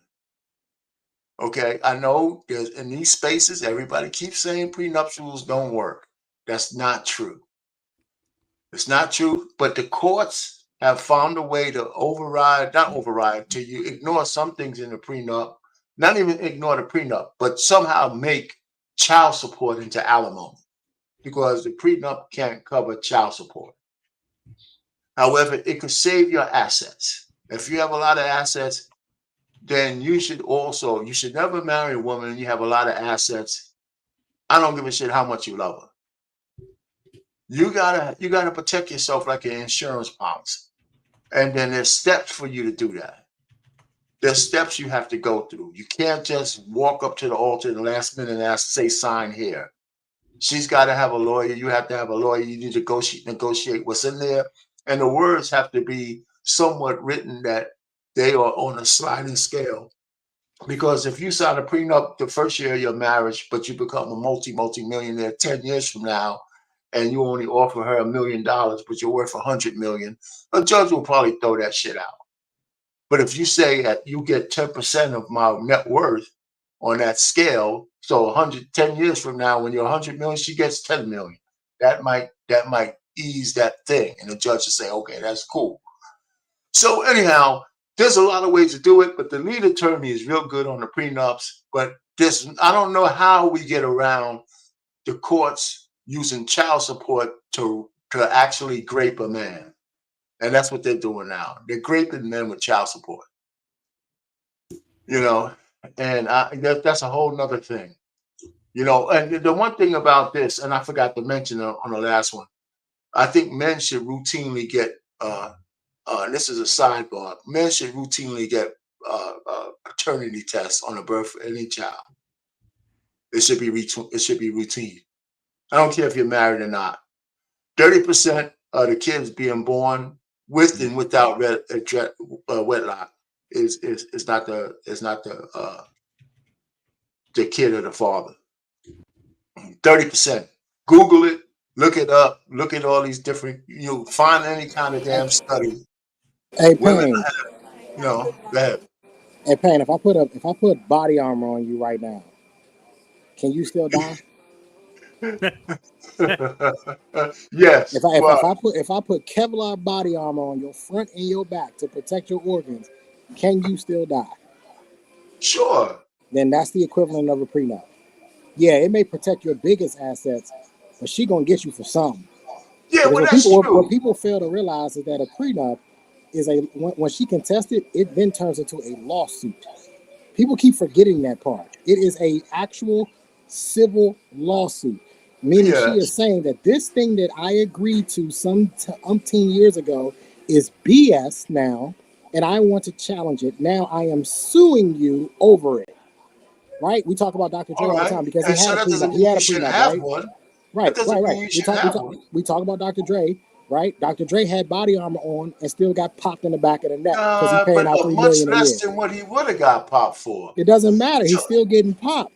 If I shoot you in the neck, are you going to say, "Damn, I'm glad it wasn't my ankle"? It doesn't matter. You a question? Is your answer to that is not have a prenup at all? No, my answer to that is to put all of your. Okay, I'll tell y'all what I've done. Okay. What I did is I took all of my assets and I created a trust for my daughter. And I put all the assets in my daughter's trust, and I am the trustee over it. I don't own a goddamn thing. Okay. Nothing. I don't have nothing in my name. Nothing. Not even my bank account is in my name. Everything is in my daughter's name, but she's only 5. So she can't make any decisions. And I am the trustee of it, and she's the beneficiary of it. Should I pass? I don't own nothing. There's nothing for her to come, and I get paid. I get paid through the trust for being the trustee per se. I'm using air quotes. I can't see it. I'm using air quotes. That's what I did. I got you. Okay, what you gonna say? Trey just said. What Trey just said right now is the same thing I said on my channel long time ago. Men make the mistake of not putting their trust in their children's name. Look at Rockefeller. Rockefeller did the same thing. J.P. Morgan did the same thing. What they did was that they knew that their kids were going to misbehave. They knew their wives were going to misbehave. They put all the trust and they put all their holdings into a trust. Okay. And they became a trustee of that holding. That's the holder of that trustee, right? And that's how they were able to. Even though they've been long gone, their wealth still continue. Not just because of you protecting against a crazy woman, right? But you also protect your kids for future, which means because trust has stipulations. You can say, okay, my son cannot have any income paid to him through this trust until he is 25 years old with a college degree, right? Okay. And you stipulate how much that child can be paid. And that child is paid that amount of money, and it can only increase based on inflation at the percentage of the inflation increment, right? Yeah, Go ahead. Go ahead, but man. I don't want to go down all the details of this stuff. I get the point. Trust is a good thing to have. Now, you guys went to a lawyer to do this, right? Of course. Okay. So that's not a best. That's something somebody could take away who has access to go look at. Because I'm thinking, I want to do something similar myself, and I wish I would have done it years ago. And Ekene, I didn't cut you off because you were saying right, but I just don't want to go down into the weeds of that. The issue is trust is a good thing, right? So, uh, all right. So marriage. How about marriage itself in terms of happiness? And this last one, this next one, I'm really trying to say is, do we have to have a discussion with the women in our lives on how much they put on being happy and giddy in terms of their life? You know what I'm saying? I mean, it's just something that came to my mind. It's not the most important thing on this list, but women actually do prioritize their happiness over a lot of fucking things. Excuse my language. Right? And we just saw how that manifests into breaking a marriage because a silly woman left because, she wasn't being tickled at night. Right? Breaks up the kids, breaks up everything. And I wonder how many women leave marriages because they're not happy. And I don't know and how much is it is an epidemic. I mean, do we think it's an epidemic or is the Tia Mowry situation just an anomaly? I think that is it's an epidemic, but I also think that the other reason would be, if it's not that they're not happy, is that they were in a mentally abusive relationship. So it's either they wasn't happy or the man they was in a relationship was emotionally Distant. Yeah, yeah, he's emotionally unavailable.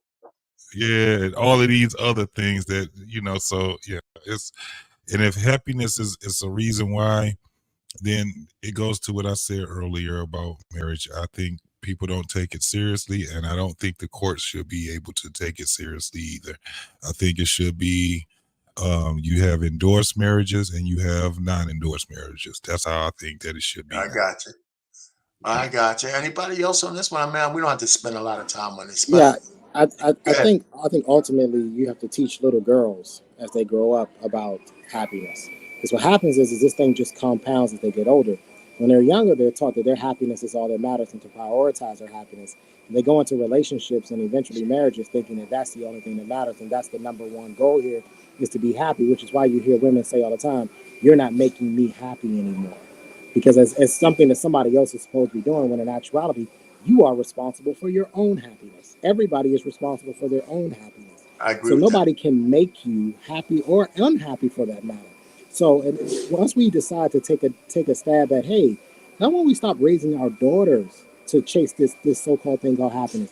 I invite everybody to take a look at what the hedonic treadmill and or the hedonic adaptation refers to. And it talks about whether or not you can maintain a certain level of happiness. And the fact is that everybody comes back down to an even playing field at some point in time. You cannot maintain happiness. You will always come back down to an even playing field. And that's something we need to be teaching these young girls, that no matter how high you get, no matter how happy you get, you will come back down to a baseline level of happiness. And once you return there, that doesn't mean that your happiness isn't prioritized anymore. It just means you're normal and regular like the rest of us. Right.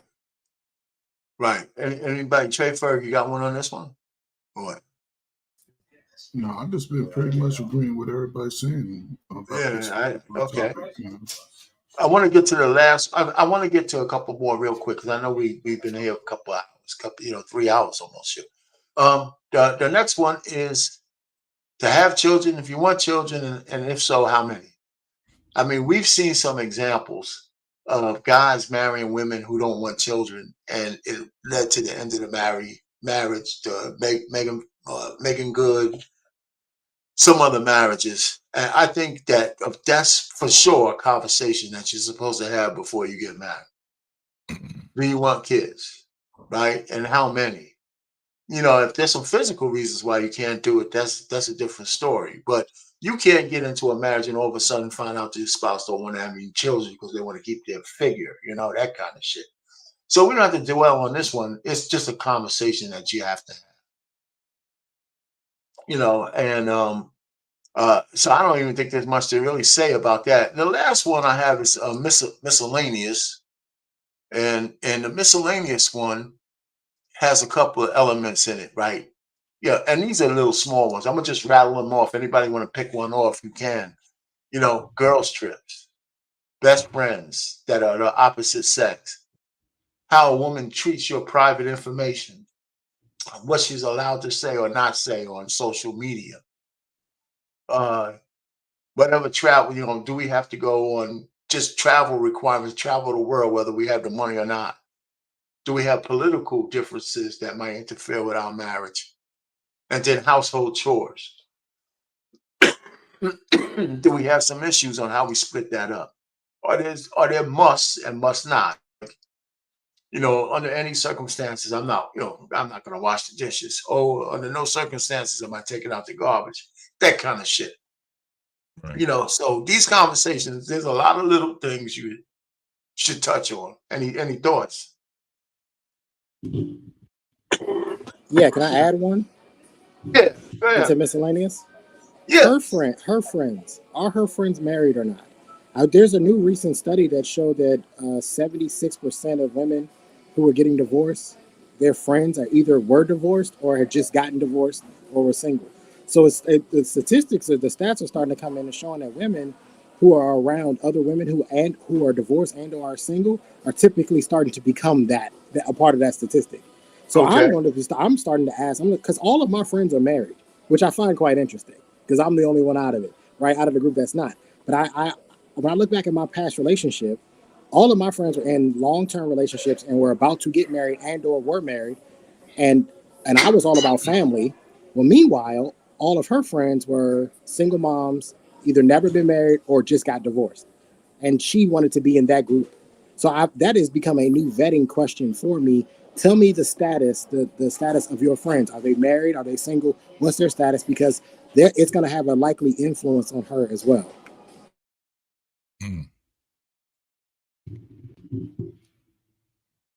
You muted.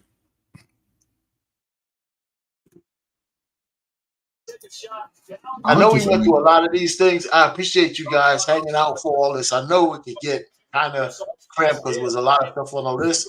I think we try to go through it fast. But any parting thoughts on some of these things? Like Trey said, he hit one that was outdated, and he came up with an update that made sense, especially on the dating one.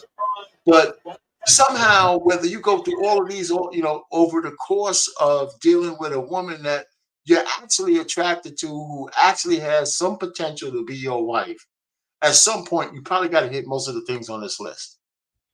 Is that true or not?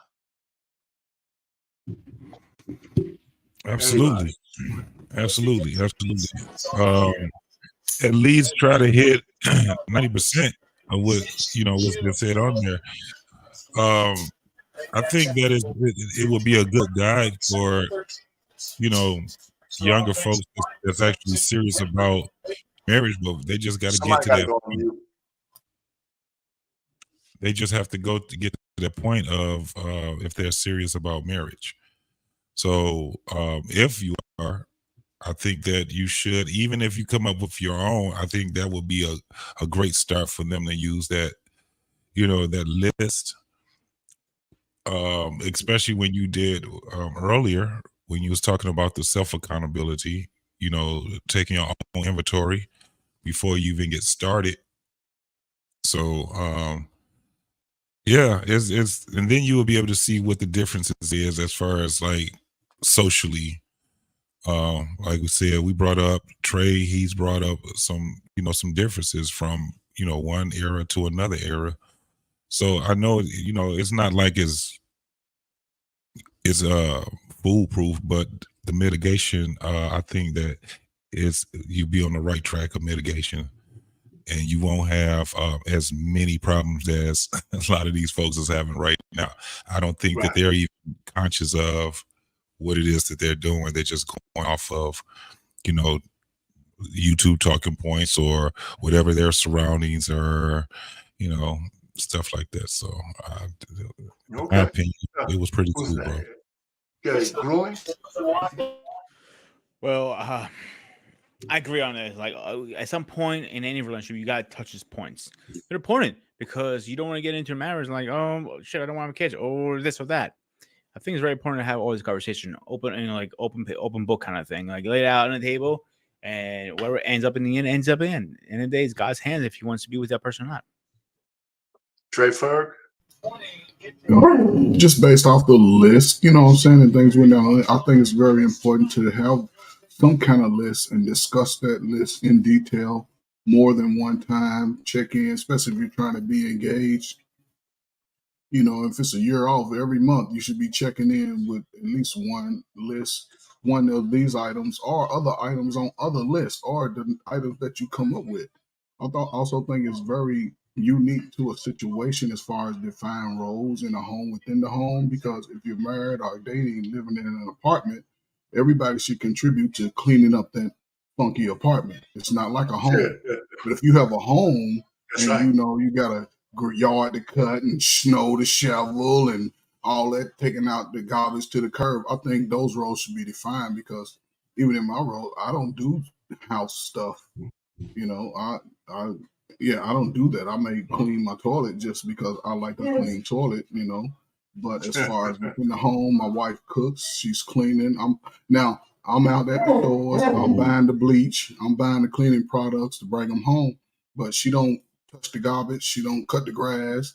She can't, she had to get permission from me almost to plant a flower in the yard, because hey, that's part of my role. That's what I'm gonna do. The cars, all that's me.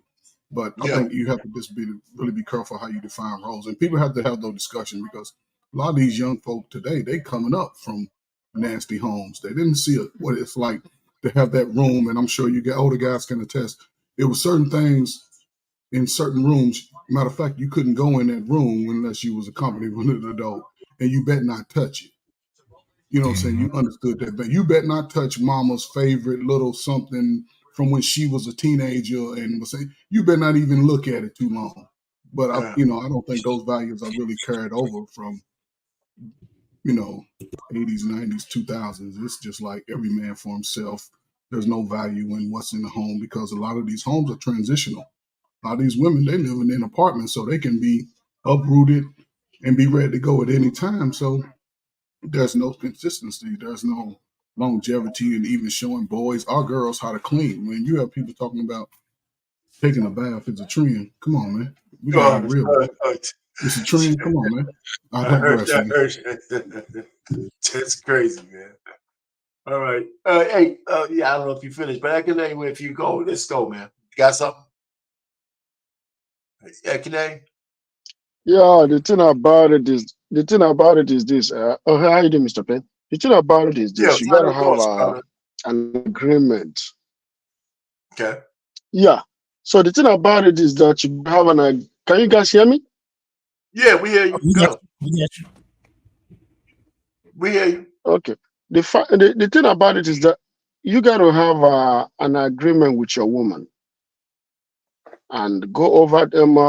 If you guys are in dating stage, you have to agree, re-agree again, because women change their mind. And you also have to have within yourself that one day she might change your mind in all these things that you guys have discussed. But it's good to have initial conversation on how family is going to be run, the finances, how to raise the kids, how not to undermine one's authority. If she's the one that the child approaches first, whatever she said goes. If you're the one that the child approaches first, whatever you say goes. Because if you guys disagree over anything, those children will rock you and you're never going to recover. Because children, we all know this, are very manipulative. But building a family both through finances and through understanding is very good. And like I said earlier, and also as Trey said, you have, and Mr. Payne said, you have to protect your money, especially when you know that the woman that you're getting married to was once a city girl, or she has a city girl tendency. Protect your wealth, because sometimes men fall in love with city girls, and city girls are good at trapping men. She's beautiful. She knows how to do shit, and then you become too relaxed. And by the day you divorce her is the day she come for your shit.